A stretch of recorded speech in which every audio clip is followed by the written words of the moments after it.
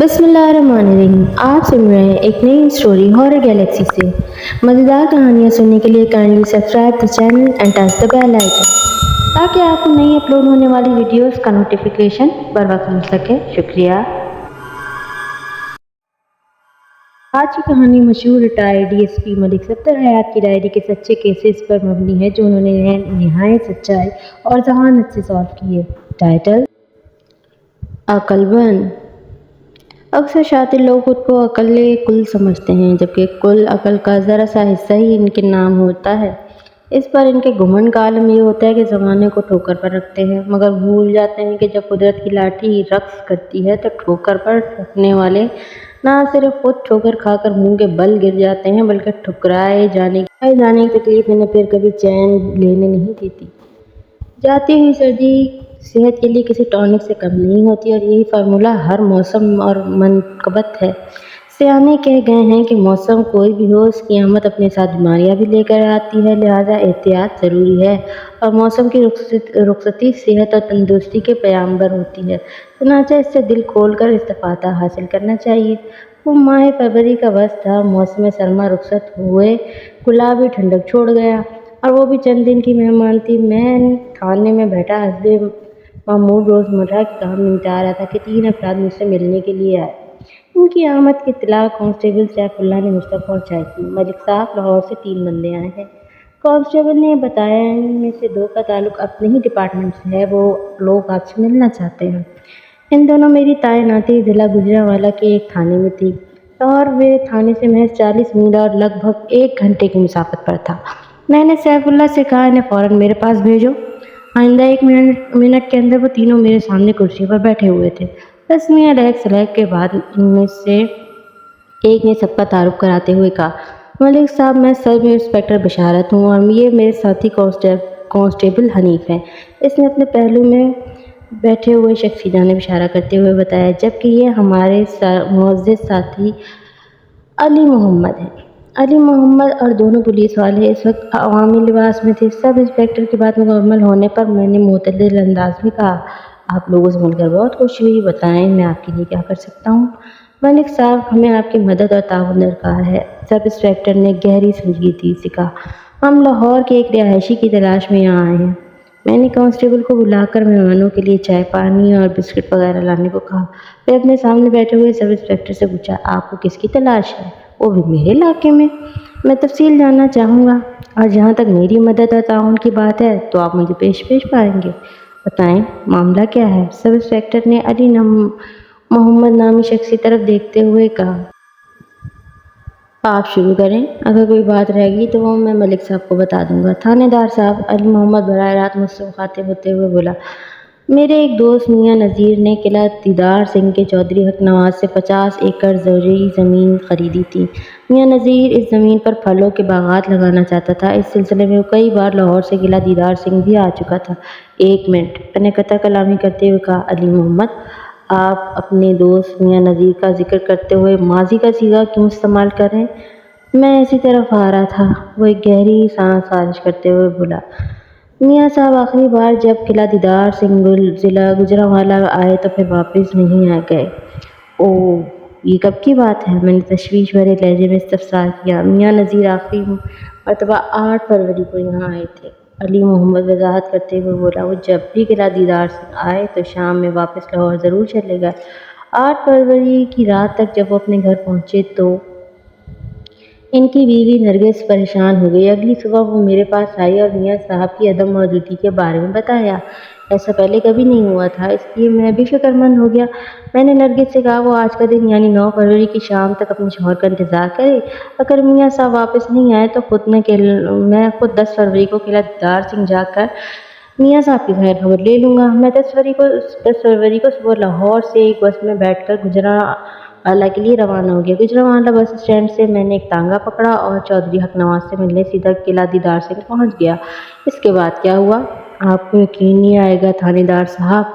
वो बात अधूरी छोड़कर अजीब सी नज़र से मुझे तकने लगा। इस वक्त कांस्टेबल मेहमानों की खातिर तवाज़ो के सामान के साथ कमरे में दाखिल हुआ। जब कांस्टेबल अशियाए फ़ुरूश को मेज़ पर सजाने के बाद वापस चला गया तो मैंने दोस्ताना अंदाज में कहा, گفتگو کا سلسلہ جاری رہے گا، مگر پہلے تام بعد میں کلام اور کام۔ جب ان تینوں کے ہاتھ اور منہ حرکت میں آ گئے تو میں نے علی محمد کی طرف دیکھتے ہوئے کہا، میں آپ کی بات کا یقین کر لوں گا، آپ بتائیں کیا ہوا تھا؟ 10 فروری کو جب میری ملاقات چودھری حق نواز سے ہوئی تو اس نے یہ کہہ کر مجھے حیران کر دیا کہ وہ کسی میاں نذیر کو جانتا ہی نہیں اور اپنی پوری زندگی میں کبھی 50 فٹ زمین فروخت نہیں کی۔ 50 ایکڑ زرعی اراضی کیسے بیچ ڈالنا؟ میں تو کسی کو اپنی زمین پر کھڑے ہو کر آسمان کا سودا کرنے کا تصور بھی نہ کرنے دوں۔ ہاں تو یہ چودھری نے بالکل ٹھیک کہا تھا۔ میں نے تائیدی انداز میں گردن ہلائی اور علی محمد سے پوچھا، پھر آپ نے کیا کیا؟ میرے پاس واپسی کے سوا کوئی چارہ کار نہیں تھا، سو میں لاہور جانے والی بس پکڑی اور گھر آ گیا۔ اس نے بتایا، میں نے یہ تو سن رکھا تھا کوئی زمیندار اپنی جان تو دے سکتا ہے مگر زمین بیچنے کے بارے میں سوچنے کو وہ بڑا گناہ سمجھتا ہے۔ اور دوسری جانب میاں صاحب ہیں جنہوں نے کبھی مجھ سے غلط بیانی نہیں کی ہے۔ کیا آپ نے اپنے گمشدہ دوست میاں نذیر کے پاس 50 ایکڑ اراضی کی ملکیت کے کاغذات وغیرہ دیکھے تھے؟ میں نے ایک اہم سوال کیا۔ جی بالکل دیکھے تھے، وہ اس بات میں گردن ہلاتے ہوئے بولا۔ جب انہوں نے مجھے باغات کے لیے 50 ایکڑ زرعی زمین کی خریداری کے بارے میں بتایا تو میں ان کے گھر گیا تھا۔ اس روز میاں صاحب اور بھابھی نرگس سے خاصی طویل ملاقات ہوئی تھی میری۔ اسی دوران میاں صاحب نے مجھے زمین کی خریداری کے پکے کاغذات دکھائے تھے۔ میں نے رات کا کھانا ان کے ساتھ کھانے کے بعد ہی واپس آیا تھا۔ یہ تو ہو گیا 10 فروری کا احوال، میں نے علی محمد کی آنکھوں میں دیکھتے ہوئے کہا، اور آج فروری کی 12 ہے۔ میں جاننا چاہوں گا کہ کل یعنی 11 فروری کو آپ کیا کرتے رہے ہیں؟ میاں صاحب کے زیادہ رشتہ دار نہیں ہیں، اس نے بتایا۔ پہلی بیوی مرحومہ صفیہ بیوی سے ان کا صرف ایک ہی بیٹا ہے جس کا نام شفیق ہے۔ شفیق عرصہ دراز سے فرانس کے شہر مارسے میں سیٹل ہے۔ وہ مارسے میں ایک ریسٹورینٹ چلاتا ہے اور ایک فرانسیسی لڑکی سے شادی کر رکھی ہے۔ میاں صاحب کی دوسری بیوی بھابھی نرگس ہے۔ نرگس سے انہوں نے 2 سال پہلے شادی کی تھی۔ ابھی سے ان کی کوئی اولاد نہیں ہے۔ یہ تو ہوگی میاں صاحب کی مختصر سی فیملی۔ وہ سار سنوار کرنے کے قرض سے موقف ہوا اور پھر اپنی بات کو مکمل کرتے ہوئے بولا، دوست احباب اور دیگر میل ملاپ کرنے والے لوگوں کا حلقہ بھی محدود ہے۔ میں نے کل شام تک ہر جاننے والے سے پوچھ تاچھ کی لیکن کہیں سے بھی میاں صاحب کے بارے میں اچھی یا بری خبر نہ ملی۔ چنانچہ میں نرگس بھابھی کو ساتھ لے کر تھانے پہنچا اور میاں صاحب کی گمشدگی کے بارے میں رپورٹ درج کروا دی۔ ہم اسی سلسلے میں آپ کے پاس بھی آئے ہیں، سب انسپکٹر بشارت نے ٹھہرے ہوئے لہجے میں کہا۔ رپورٹ درج ہو جانے کے بعد کارروائی ضروری تھی۔ ہمارے انچارج صاحب نے مجھے آپ کے پاس بھیجا ہے تاکہ آپ کو صورتحال سے آگاہ کر سکوں۔ اس پورے معاملے کے ساتھ قلعہ دیدار سنگھ کے چودھری حق نواز کا نام جڑا ہوا ہے۔ قلعہ دیدار سنگھ آپ کے تھانے کی حدود میں آتا ہے سر، لہٰذا یہ سارا تفتیشی پروگرام آپ کی نگرانی میں ہی ہونا ہے۔ میں نے کانسٹیبل حنیف آپ کے ساتھ رہیں گے، وہ بھی اگر آپ کو کوئی اعتراض نہ ہو تو۔ بصورت دیگر ہم دونوں بھی علی محمد کے ساتھ ہی واپس لاہور چلے جائیں گے۔ تمام معلومات آپ کو فراہم کر دی گئی ہے۔ جب آپ میاں نذیر کا سراغ لگانے میں کامیاب ہو جائیں تو ہمیں بتا دیجیے گا۔ نمبر 1، مجھے آپ دونوں کے یہاں رکنے بلکہ آپ کے ساتھ علی محمد کے قیام پر بھی کوئی اعتراض نہیں ہے، میں نے معتدل انداز میں کہا۔ آپ لوگوں کے لیے یہاں منجے بسترے اور کھانے پینے کا مناسب بندوبست کر دیا جائے گا، آپ جب تک چاہیں یہاں مہمان بن کر رہ سکتے ہیں۔ نمبر 2، میں نے لمحاتی توقف کر کے ایک آسودہ سانس خارج کیا، پھر اضافہ کرتے ہوئے کہا، آپ لوگوں کی فراہم کردہ معلومات ادھوری ہیں، میں ان سے مطمئن نہیں ہوں۔ مجھے آپ سے بہت کچھ پوچھنا ہے اور چند دستاویزی ثبوت بھی چاہیے ہوں گے۔ چودھری حق نواز پر پکا ہاتھ ڈالنے کے لیے یہ سب سے ضروری ہے۔ آپ ہم سے جو بھی سوال کریں گے ہم اس کا 16 آنے درست جواب دیں گے، سب انسپکٹر نے گہری سنجیدگی سے کہا۔ لیکن دستاویزی ثبوت والی بات میری سمجھ میں نہیں آئی ملک صاحب۔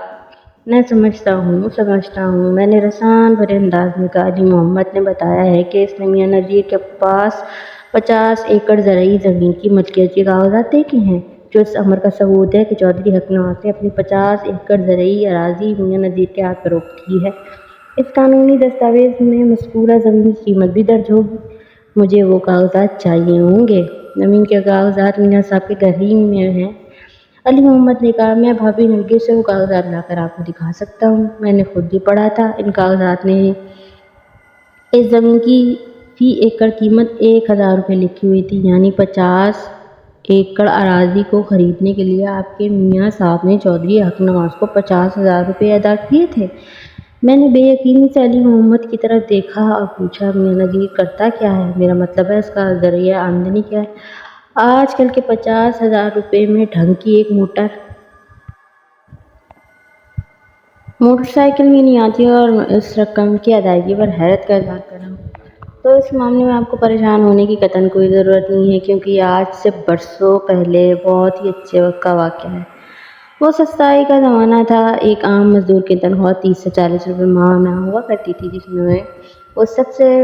جس میں وہ بچت بھی کر لیا کرتا تھا۔ اس کا سیدھا سادہ سبب یہ تھا، تب زندگی بہت آسان اور خوشگوار ہوتی تھی۔ 1 تولہ سونا 50 روپے میں مل جاتا تھا، بکرے کا گوشت 2 روپے سے، گندم 3 روپے کی من اور چاول 5 روپے میں من فروخت ہوتے تھے۔ ایک متوسط 6 کنبے کے افراد کے لیے مہینے بھر کا راشن 20 روپے میں آ جاتا تھا۔ اس لحاظ سے زرعی اراضی کی فی ایکڑ قیمت 1000 روپے بہت زیادہ قیمت تھی، اس لیے میں چونک اٹھا تھا۔ میاں صاحب کہ ادھر لاہور میں برنارڈ روڈ پر ایک میکینیکل ورکس کے نام سے اپنی دکان تھی، علی محمد نے میرے سوال کے جواب میں بتایا، جہاں ٹیوب ویل، موٹروں اور خراج مشین سے متعلق ہر قسم کا سامان فروخت ہوتا تھا۔ میں نے میاں صاحب سے یہ بھی کہا تھا کہ باغات کے لیے تو 5 ایکڑ زمین بھی کافی ہوتی ہے، وہ زمین آپ کو لاہور کے گرد و نواح میں بھی مل سکتی ہے، اتنی دور جا کر بھاری سرمایہ کاری کرنے کی ضرورت کیا ہے؟ میرے سوال کے جواب میں مسکرا کر بولے تھے، یہ بات آپ نہیں سمجھ سکتے۔ آپ کا یہ اندازہ تو بالکل درست ہے کہ 5 سے 10 ایکڑ میں بہترین باغات لگائے جا سکتے ہیں۔ 25 اور 50 ایکڑ کے منصوبے تو کمرشل ادارے بناتے ہیں، جن کی فیکٹریوں میں تیار ہونے والے پروڈکٹس پورے ملک میں سپلائی ہونے کے علاوہ بیرون ملک بھی ایکسپورٹ کی جاتی ہے۔ لیکن اس اماؤنٹ پر میں حیرت زدہ ہوں جو میاں صاحب نے چودھری صاحب کو ادا کی ہے۔ میں نے وضاحت کرتے ہوئے کہا، میرے خیال میں اس وقت عمدہ قسم کی زرعی زمین 1 ایکڑ 200 روپے تک مل جاتی تھی۔ تو اس موٹے حساب کے مطابق 50 ایکڑ زمین 10,000 روپے سے زیادہ کی نہیں ہونی چاہیے تھی۔ تم لوگ جو بتا رہے ہو اگر وہ سچ ہے تو میں یہی کہوں گا، چودھری حق نواز نے میاں نذیر کو لوٹ لیا تھا۔ ملک صاحب، اس وقت سب سے مسئلہ اہم میاں نذیر کی گمشدگی کا ہے۔ سب انسپکٹر مجھ سے مخاطب ہوتے ہوئے بولا، ہمیں زمین کی مہنگی سستی خرید و فروخت کی بحث میں وقت برباد کرنے کے بجائے میاں صاحب کو تلاش کرنے کے سلسلے میں کوئی مؤثر لائحہ ترتیب دینا چاہیے۔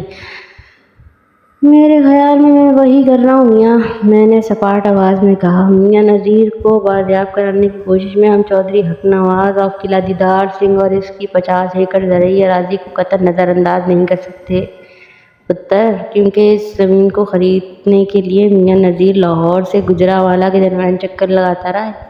8 فروری والے یعنی آخری چکر کے بعد وہ بندہ واپس اپنے گھر ہی نہیں پہنچا۔ اگر میاں نذیر تک پہنچنا ہے تو ہمیں اپنی تفتیش کا آغاز چودھری حق نواز سے ہی کرنا ہوگا۔ آئی کچھ سمجھ؟ لیکن چودھری حق نواز تو میاں نذیر سے اپنی کلی اجنبیت کا اظہار کر چکا ہے۔ سب انسپکٹر بشارت نے ایک اہم پوائنٹ کی جانب اشارہ کیا۔ بے شک، میں نے ایس آئی کے چہرے پر نگاہ جما کر کہا۔ لیکن وہ مکمل ناشناسائی علی محمد کے استفسارات کے جواب میں تھی۔ لیکن آپ جانتے ہو، ہم پولیس والوں کے تفتیش کا انداز وکرے ٹائپ کا ہوتا ہے۔ چودھری حق نواز کوئی عام دیہاتی نہیں ہے کہ جب چاہیں گے اسے اٹھا کر حوالات میں بند کر دیں گے۔ میں نے عرض کیا ہے نا، چودھری پر مضبوط ہاتھ ڈالنا چاہتا ہوں تاکہ اگر وہ میاں نذیر کے غیاب میں ملوث ہے تو میری گرفت سے نکل نہ پائے۔ اس مقصد کے حصول کے لیے میں نے لمحاتی توقف کر کے علی محمد کی جانب دیکھا اور ٹھوس انداز میں اضافہ کر دیا، مجھے 50 ایکڑ زرعی اراضی کی فروخت والی دستاویز چاہیے جو لاپتہ میاں نذیر کے گھر میں کہیں ہونی چاہیے۔ آپ کی بات سمجھ میں آ گئی ملک صاحب؟ سب انسپکٹر میرے دلائل سے قائل ہوتے ہوئے بولا، میرے خیال میں ہم تینوں کو فی الحال لاہور واپس ہی چلے جانا چاہیے۔ آپ کے پاس گمشدگی کے اس کیس کی کچی رپورٹ تو درج ہو چکی ہے۔ آپ میاں نذیر کی تلاش کا کام شروع کر دیں۔ میں 3-4 روز بعد دوبارہ یہاں آ کر تازہ ترین معلومات حاصل کر لوں گا اور دے بھی دوں گا۔ پھر علی محمد کی جانب دیکھتے ہوئے بولا، آپ وہ قانونی دستاویز کب تک ملک صاحب کے حوالے کر سکتے ہیں؟ دیکھیں جی، وہ کاغذات میرے پاس تو ہے نہیں، میں کل ہی تھانے دار صاحب تک پہنچا دوں۔ علی محمد کی معقولیت کا مظاہرہ کرتے ہوئے بولا، میں آج جا کر بھابی نرگس سے بات کرتا ہوں، وہ جب مذکورہ کاغذات میرے سپرد کر دیں گی تو میں انہیں حفاظت سے یہاں لے کر آ جاؤں گا۔ اگر نرگس اپنے خاوند کی بازیابی میں دلچسپی رکھتی ہے تو پہلی فرصت میں یہ کام کرنا ہوگا۔ سب انسپکٹر نے جذبات سے عاری لہجے میں کہا، ورنہ پولیس سے عدم تعاون کی بنا پر ہم FIR خارج کر کے میاں نذیر کی تلاش سے ہاتھ اٹھا لیں گے۔ آپ کی کیا مصروفیات ہیں علی محمد؟ میں نے گمشدہ میاں نذیر کے دوست سے استفسار کیا۔ جناب، لاہور کے اردو بازار میں ہمارا کتابوں اور کاغذ کا کاروبار ہے، اس نے بتایا۔ ہم لوگ دادا جان کے زمانے سے یہ کام کریں، تیسری پیڑھی ہے ہماری یہ۔ کبیرہ اسٹریٹ میں ہماری ایک بڑی دکان ہے جس میں اسکول کالج کے نصاب کے علاوہ دینی کتابیں بھی ہوتی ہیں۔ میں اپنے والد صاحب کے ساتھ ہی دکان پر بیٹھتا ہوں۔ ہم پرنٹنگ پیپرز کے ہول سیلر ہیں۔ ہماری دکان میں 2 ملازم بھی کام کرتے ہیں۔ ٹھیک ہو گیا، میں نے مطمئن انداز میں گردن ہلاتے ہوئے کہا۔ اس کا مطلب ہے اگر ایک آدھ دن کے لیے دکان کی طرف نہ بھی جائیں تو آپ لوگوں کا کاروبار متاثر نہیں ہوگا۔ میں غلط تو نہیں کہہ رہا ہوں نا؟ نہیں جناب، آپ کا اندازہ بالکل درست ہے۔ ابا جی دکان سنبھال لیں گے۔ میں آپ کو 2 دن دیتا ہوں، میں نے علی محمد کی آنکھوں میں دیکھتے ہوئے کہا۔ آپ میاں نذیر کی بیوی کو سمجھا بجھا کر وہ کاغذات نکلوائیں اور انہیں مجھ تک پہنچائیں۔ اگر نرگس اس بات کے لیے راضی نہ ہو تو اس صورت میں متعلقہ تھانے چاہے درج شدہ رپورٹ کو خارج کر دے۔ میں کارروائی کرنے سے باز نہیں آؤں گا، کوئی رپورٹ کچی ہو یا محض زبانی، میں نظر انداز نہیں کر سکتی۔ میاں نذیر کی گمشدگی کی رپورٹ میرے ذہن میں درج ہو چکی ہے۔ سب انسپکٹر بشارت نے الجھن زدہ لہجے میں بولا، اس کا کیا مطلب ہوا ملک صاحب؟ مطلب بالکل صاف ہے، میں نے ایک ایک لفظ پر دباؤ ڈالتے ہوئے کہا۔ میں اپنے طور پر میاں نذیر کی تلاش کا کام جاری رکھوں گا۔ اس فرصت کے لیے اگر مجھے لاہور بھی جانا پڑے تو میں ضرور جاؤں گا۔ وہ تینوں حیرت بھری نظروں سے مجھے تکنے لگے۔ ان کی آنکھوں سے جھلکتے تاثرات سے بھی یہ لگتا تھا کہ ان کے سامنے انسان کے بجائے کسی سیارہ اور سیارے کی مخلوق بیٹھی ہو۔ بالآخر سب انسپکٹر سرسراتی ہوئی آواز میں بولا، ہمارے انچارج صاحب نے آپ کے بارے میں بالکل ٹھیک ہی کہا تھا۔ آپ اپنی نوعیت کے بڑے منفرد تھانے دار ہیں۔ انفرادیت کا مطلب ہے معمول سے ہٹ کر اور عام لوگوں سے مختلف، میں نے کہا، اور اس ٹائٹل کے حصول کے لیے لگے بندے طور طریقوں سے بغاوت کرنا پڑتی ہے میاں۔ اگر آپ چاہتے ہیں کہ محکمہ آپ کی کارکردگی پر اوسط کا ٹھپا نہ لگائے تو پھر پرائے پھڈے میں ٹانگ پھنسا کر تکلیف کا لطف اٹھانا پڑتا ہے۔ جب تک آپ دوسرے لوگوں سے کچھ الگ کر کے نہیں دکھاؤ گے تو کون آپ پر دھیان دے گا؟ سب انسپکٹر احترام اور حقیقت بھری نظروں سے مجھ پہ دھیان دینے لگا۔ 13 فروری کی دوپہر علی محمد ایک بار پھر میرے سامنے بیٹھا تھا۔ وہ خالی ہاتھ نہیں آیا تھا۔ نرگس نے پولیس سے تعاون کا مظاہرہ کرتے ہوئے 50 ایکڑ اراضی کی خریداری کے سلسلے میں تیار کی جانے والی قانونی دستاویز اس کے حوالے کر دی تھی۔ وہ ان کاغذات کو میری جانب بڑھاتے ہوئے فخریہ لہجے میں بولا، میں نے کام کر دیا تھانے دار صاحب۔ شاباش! میں نے ستائشی نظر سے اس کی طرف دیکھا۔ واقعی آپ میاں نذیر کے سچے اور پرخلوص دوست ہیں اور چاہتے ہیں جلد از جلد میاں صاحب کو ڈھونڈ نکالیں۔ بالکل یہی بات ہے ملک صاحب۔ اس بات میں گردن ہلاتے ہوئے بولا، دراصل بھابی نرگس میاں صاحب کی گمشدگی سے بہت پریشان ہے، اسی لیے انہوں نے فوراً مجھے یہ دستاویز نکال کر دے دی۔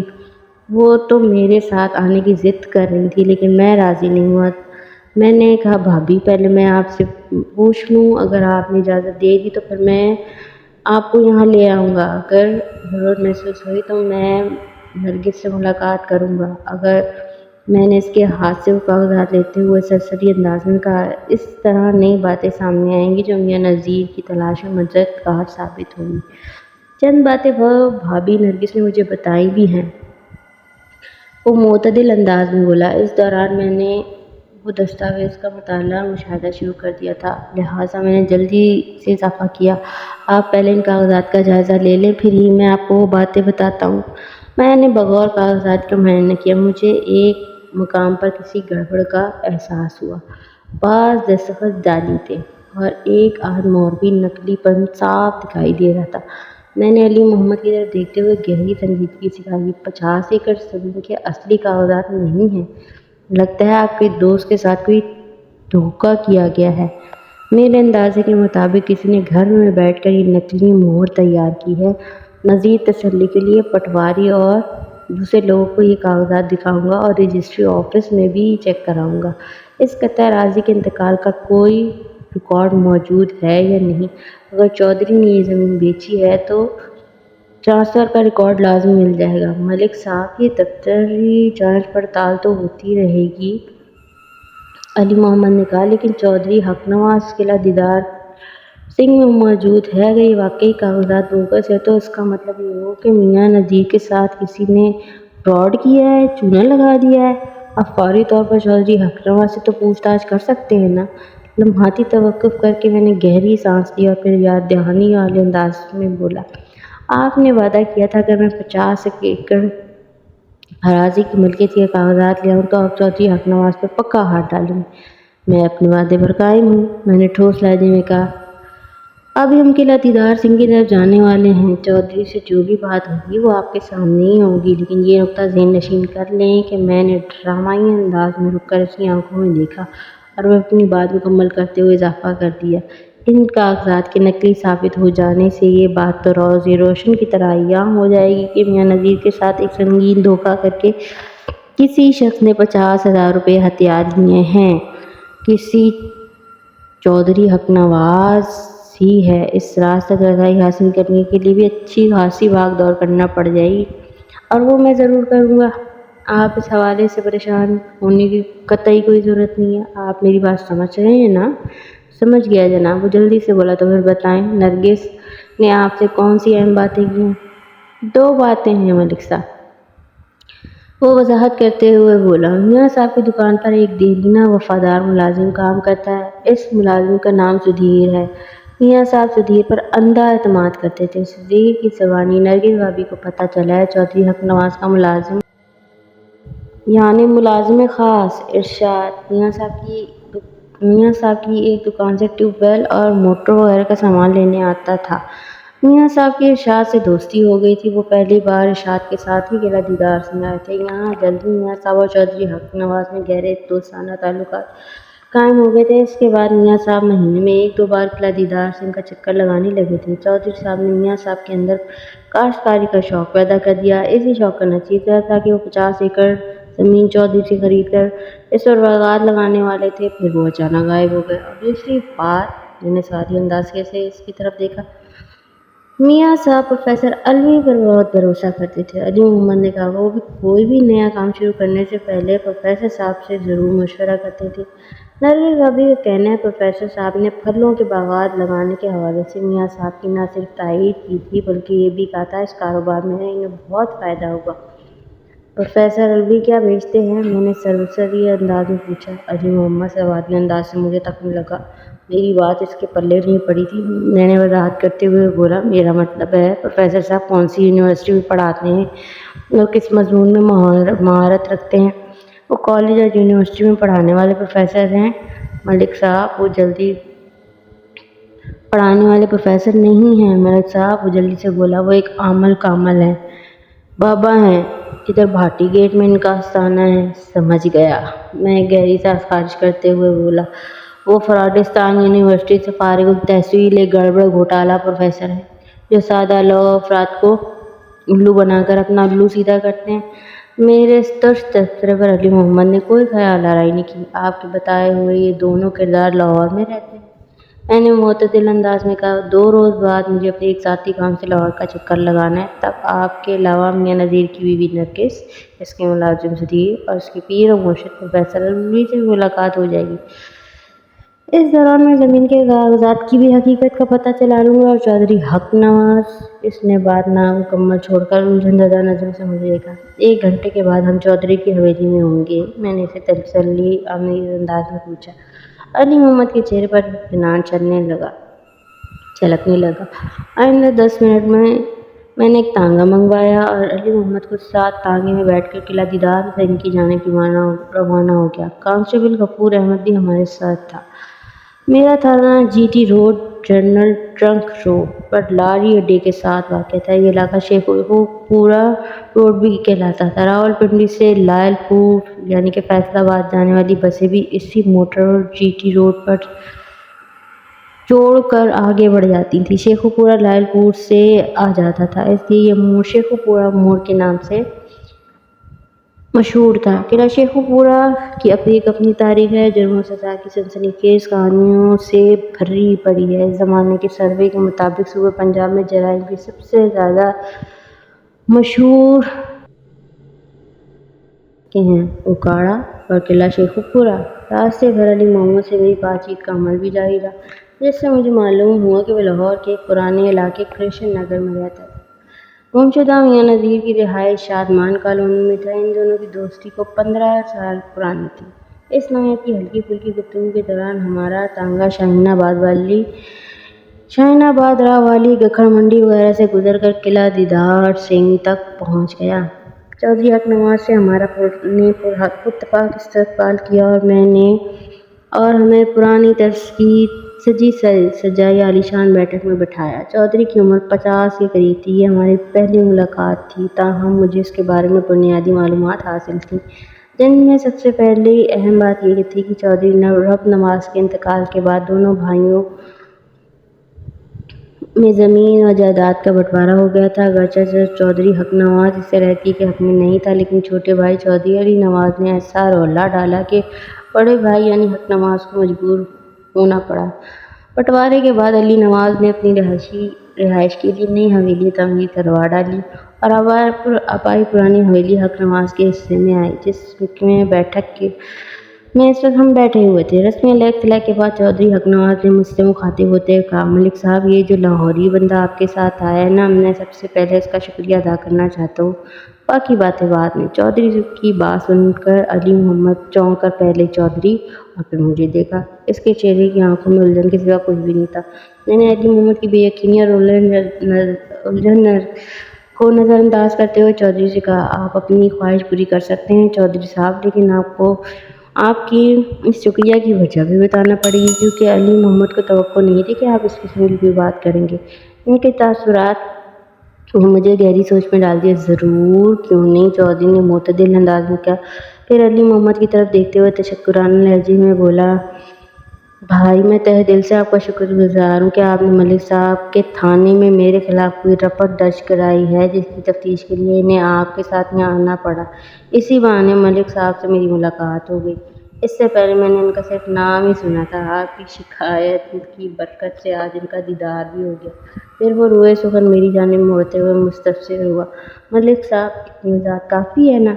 وضاحت تو کافی سے کہیں زیادہ ہے چودھری صاحب، میں نے اس بات میں سر ہلاتے ہوئے کہا۔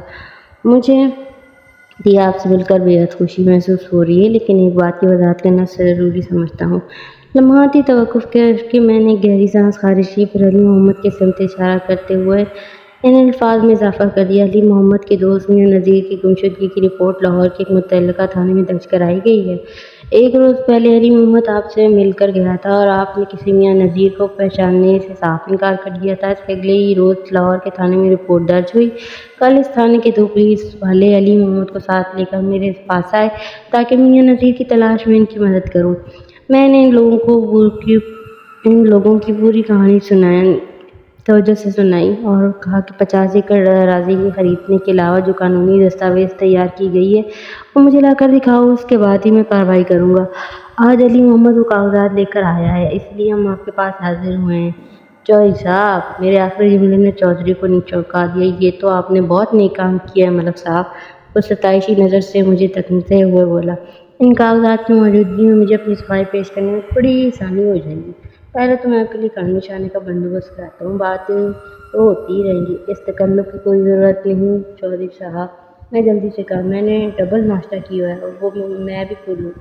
میری ویکھا ویکھی محمد نے کہا، ملک صاحب، کیا ہوا جو آج سے پہلے ہماری ملاقات نہیں ہوئی؟ میں آپ کو مکمل جانکاری رکھی ہوئی ہے، وہ معنی خیز انداز میں بولا۔ آپ صبح جلدی اٹھنے کے عادی ہیں، فجر کی نماز کے بعد آپ فوراً ناشتہ کر لیتے ہیں اور پھر تیار ہو کر تھانے میں جا بیٹھتے ہیں۔ آپ نے ڈبل نہ کیا ہو یا ٹرپل ناشتہ بھی کیا ہو تو اب تک اس کی باقیات بھی پیٹ میں موجود نہیں ہوگی۔ یہ عین کھانے کا وقت ہے۔ تکلف میں نہیں بلکہ آپ کر رہے ہیں، اور آپ، علی محمد کی جانب دیکھتے ہوئے معتدل لہجے میں بولا، آپ لاہور سے آئے ہیں، جس بس سے آپ نے گجرانوالہ پہنچایا ہے، اس بیچاری کا اپنا فیول ٹینک فل نہیں رہا ہوگا تو آپ کا کیسے فل ہوگا؟ चौधरी हक नवाज के दलाइल के सामने हमें खामोशी इख्तियार करना पड़ी। वो बैठक से उठकर थोड़ी देर के लिए बाहर गया। मोहम्मद ने कहा, मलिक साहब क्या हुआ जो आज से पहले हमारी मुलाकात नहीं हुई? मैं आपको मुकम्मल जानकारी रखी हुई है। मायने खेज अंदाज में बोला, आप सुबह जल्दी उठने के आदी हैं। फजर की नमाज के बाद आप फौरन नाश्ता कर लेते हैं और फिर तैयार होकर थाने में जा बैठते हैं। आपने डबल ना किया हो या ट्रिपल नाश्ता भी किया हो तो अब तक इसकी बाकियात भी पेट में मौजूद नहीं होगी। ये ऐन खाने का वक्त है। तकल्लुफ़ मैं नहीं बल्कि आप कर रहे हैं। और आप? वली मोहम्मद की जानिब देखते हुए मुतअद्दिल लहजे में बोला, आप लाहौर से आए हैं। जिस बस से आपने गुजरावाला पहुँचाया है, इस बेचारी का अपना फ्यूल टैंक फुल नहीं रहा होगा तो आपका कैसे फुल होगा? चौधरी हक नवाज के दलाइल के सामने हमें खामोशी इख्तियार करना पड़ी। वो बैठक से उठकर थोड़ी देर के लिए बाहर गया और हमारे लिए एक शानदार लंच का ऑर्डर करने के बाद वापस आ गया। हमारे दरमियान संजीदा गुफ्तगू का सिलसिला शुरू हो गया। सबसे पहले चौधरी ने इन कागजात का जायज़ा लिया जो इन्हें मोहम्मद लाहौर से अपने साथ लेकर आया था। चंद लम्हात की खामोशी के बाद उसने मेरे ख़यालात की ताज़ीब में दो लुटोक अंदाज में अपना फैसला सुना दिया। मलिक साहब, ये कागजात एकदम नकली हैं। इनकी कोई कानूनी हैसियत नहीं है। अगर आपको मेरी बात का यकीन ना आए तो आप डिस्ट्रिक्ट रजिस्ट्रेशन ऑफिस जाकर रिकॉर्ड चेक कर लें। आपको इस बात का कोई सबूत नहीं मिलेगा कि मैंने किसी मियाँ नज़ीर के हाथ अपनी 50 एकड़ ज़रई अराज़ी फ़रोख्त की है या किसी मियाँ नज़ीर ने मुझसे मज़कूरा अराज़ी ख़रीदी है। सिर्फ रजिस्ट्री ऑफिस ही नहीं बल्कि मैं पटवारी और कानूनी गो से भी इस मामले की छानबीन कराऊंगा, मैंने रसानियत भरे लहजे में कहा। लेकिन फ़िलहाल मैं ये जानने में ज़्यादा दिलचस्पी रखता हूँ कि आपने किस बुनियाद पर इन कागजात को जाली करार दिया है। एक से ज़्यादा वजूहात हैं, वो पुरसोच अंदाज में बोला। आप नंबर बार बताते जाएं चौधरी साहब। मैंने कहा, मैं इस घर से चलकर आपके पास आया हूँ, आप मुझे हमतन गोद समझें। मेरे इन अल्फाज पर अली मोहम्मद भी सीधा होकर बैठ गया। पास सबूत के साथ हो तो मज़ा भी आता है। चौधरी उठ कर खड़े होते हुए बोला, मैं 10 मिनट में हाजिर होता हूँ मलिक साहब, फिर मैं इस मौजू पर गुफ्तगू करेंगे। चौधरी के बैठक के निकलने के बाद अली मोहम्मद ने मुझसे पूछा, ये चौधरी कहाँ चला गया? आपने शायद इसकी बात तवज्जो से नहीं सुनी। मैंने सरसरी से अंदाज में कहा, मेरे ख्याल में वो कोई ऐसी शय लेने गया है जो उसे सच्चा साबित करती है। ऐसी क्या शय हो सकती है? ये तो उसकी वापसी पर ही पता चलेगा। इसके बाद अली मोहम्मद ने मुझसे मज़ीद कोई सवाल नहीं किया। चंद मिनट के बाद चौधरी हक नवाज एक फ़ाइल थामे लौट आया और एक बार दोबारा उसी सोफे पर बैठा जहाँ से वोट कर गया था। फिर मज़कूरा फ़ाइल मेरी जानिब बढ़ाते हुए बोला, मलिक साहब, इस फ़ाइल के अंदर 2 दर्जन भर ऐसे अहम कानूनी कागजात लगे हुए हैं जिनमें से हर एक पर मेरे दस्तखत मौजूद थे। आप इन दस्तखत को इस दस्तावेज़ पर मौजूद दस्तखत के साथ मिलाकर देखें, फ़र्क आपको साफ नज़र आ जाएगा। अब वो फ़र्क आप इस लाहौरी बंदे को भी दिखा दें। मैंने चौधरी की फरमाइश पूरे करने में बमुश्किल 2 मिनट सर्व किया और फिर इसकी तरफ देखते हुए गहरी संजीदगी से कहा, आप ठीक कहते हैं चौधरी साहब। 50 एकड़ अराज़ी वाली दस्तावेज़ पर मौजूद दस्तखत इन फ़ाइल वाले कागजात से काफ़ी मुख्तलिफ है। अब आपके सवाल की तरफ आता हूँ जनाब, ठहरे हुए लहजे में बोला। नंबर 1, जो कागजात आप अपने साथ लेकर हैं, इन पर नज़र आने वाले मेरे दस्तखत जालसाजी की मुँह बोलती तस्वीर है। किसी बदनीयत शख्स ने मेरे दस्तखत की नकल करने की कोशिश ज़रूर की है, मगर इस मज़मूम मकसद पर कामयाबी हासिल नहीं हुई। हाँ, अलबत्ता वो मियाँ नज़ीर नामी किसी शख्स को बेवकूफ़ बनाने में ज़रूर कामयाब रहा। नंबर 2, इस दस्तावेज़ में ज़रई अराज़ी की फ़ी एकड़ जो कीमत दर्ज है वो होशरुबा और नाकाबिल यकीन है। ज़मीन की कीमत को इसकी ऊंचाई तक पहुंचने में अभी 20 से 25 साल लग सकते हैं। नंबर 3, सोचने की बात यह है कि फलों के बागात से होने वाली आमदनी दूसरी फसलों से ज़्यादा हो तो मेरे दिमाग में सबसे पहले बागात लगाने का ख्याल आना चाहिए। नंबर 4, ये हकीकत आप अच्छी तरह जानते हैं कि नस्लन ज़मींदार शख्स अपनी ज़मीन को बढ़ाने के लिए तो 24 घंटे मुसलसल सोचने में लग सकता है, मगर ज़मीन को फ़रोख्त करने का ख्याल इसे भूले से भी दिमाग में इसके नहीं घुस सकता, और वो भी किसी गैर ज़मींदार शख्स के हाथ फ़रोख्त करने का। ये तो वो अपने सीने पर मुँह डलवाने वाली बात है। बाहर से आने वाला ज़मींदार का ख़रीदारी अगर काश्तकारी के बजाय वहाँ कोई और कारोबार शुरू कर बैठे तो اس نے سوالیہ جملے پر اپنی بات کو ادھورا چھوڑ کر ایک گہری سانس لی، پھر اضافہ کرتے ہوئے جذباتی لہجے میں بولا، ملک صاحب 3 سال پہلے جب ابا جی زندہ تھے تو ہمارے پاس کل 300 ایکڑ اعلیٰ درجے کی زرعی اراضی تھی۔ ابا جی کے اس دنیا سے اٹھتے ہی کسی بدخواہ کی ہمیں نظر لگ گئی۔ ابا جی کے چلن کے بعد ہی چھوٹے بھائی علی نواز نے ایک تنازع کھڑا کر دیا۔ وہ زمین اور جائیداد کی تقسیم کا مطالبہ شروع کرنے لگا۔ میں نے حتی الامکان اسے سمجھانے کی کوشش کی، لیکن وہ میری کوئی بات سننے کو تیار نہیں تھا۔ اس نے واضح الفاظ میں کہہ دیا تھا، وہ میرے ساتھ نہیں رہ سکتا۔ میری اولادوں سے بڑی حد تک ان کی ماں کا بھی دعویٰ ہے کہ چودھری علی نواز اپنی بیوی کے اشاروں پر ناچتا ہے۔ اس کے اندر نادرہ کی کسی بات کو ٹالنے یا انکار کرنے کی جرأت ہی نہیں تھی، اور یہ بٹوارے والا فتنہ نادرہ ہی کا جگایا ہوا ہے۔ میں اس موضوع پر وقت برباد کرنے کے بجائے آپ کو نمبردار 5ویں اور آخری اہم بات بتاتا ہوں۔ وہ ایک بار پھر موقف ہوا اور 3 گہری سانس لینے کے بعد اپنا بیان مکمل کرتے ہوئے بولا، ہماری 300 ایکڑ اراضی ہم دونوں بھائیوں میں 150 ایکڑ تقسیم ہو گئی۔ تو علی نواز اس ضد پر اتر آیا کہ حویلی کے بھی 2 حصے ہوں گے۔ میں اس آبائی حویلی کی تقسیم کے حق میں نہیں تھا۔ میں نے واضح الفاظ میں علی نواز سے کہہ دیا کہ یہ حویلی میں اپنے پاس ہی رکھوں گا، تم اس کے بدلے میں تھوڑی زمین اور لے لو۔ اس نے میری اس تجویز سے اتفاق کرتے ہوئے کہا، اگر میں اپنی 150 ایکڑ اراضی سے 50 ایکڑ اسے دے دی تو حویلی والے معاملے سے بھی دستبردار ہو جائے گا۔ میں نے حویلی بچانے کے لیے اپنے چھوٹے بھائی کا مطالبہ تسلیم کر لیا۔ یہ حویلی جس میں اس وقت آپ بیٹھے ہوئے ہیں، میں اس کا بلا شرکت غیر مالک مختار ہوں۔ اس کے علاوہ زرعی اراضی کے نام پر میرے پاس صرف 100 ایکڑ زمین بچی ہے۔ کیا آپ کی نظر میں اتنا احمق ہوں کہ اپنی 100 ایکڑ زرعی اراضی میں سے 50 ایکڑ اراضی کی زمین کسی میاں نذیر کے ہاتھ میں فروخت کر دوں گا؟ مجھے اندازہ تو تھا، مگر آپ ملاقات کے بعد یقین بھی ہو گیا چودھری صاحب۔ میں نے تلخی بھرے لہجے میں استفسار کیا۔ زمینی حقائق کی روشنی میں آپ کی ذات ہر نوعیت کے شک و شبہے سے بالا تر دکھائی دیتی ہے، لیکن اس کے باوجود 2 بڑے مسائل اپنی جگہ سر اٹھائے کھڑے ہیں۔ کون سے 2 مسئلے؟ چودھری نے آنکھیں سکیڑ کر سوال کیا۔ اول، کسی چال باز شخص سے نقلی کاغذات تھما کر میاں نذیر سے 50,000 روپے بٹور لیے ہیں، اور جو کوئی بھی ہے اس کا تعلق قلعہ دیدار سنگھ سے ہی ہے، میں نے ٹھہرے ہوئے لہجے میں کہا۔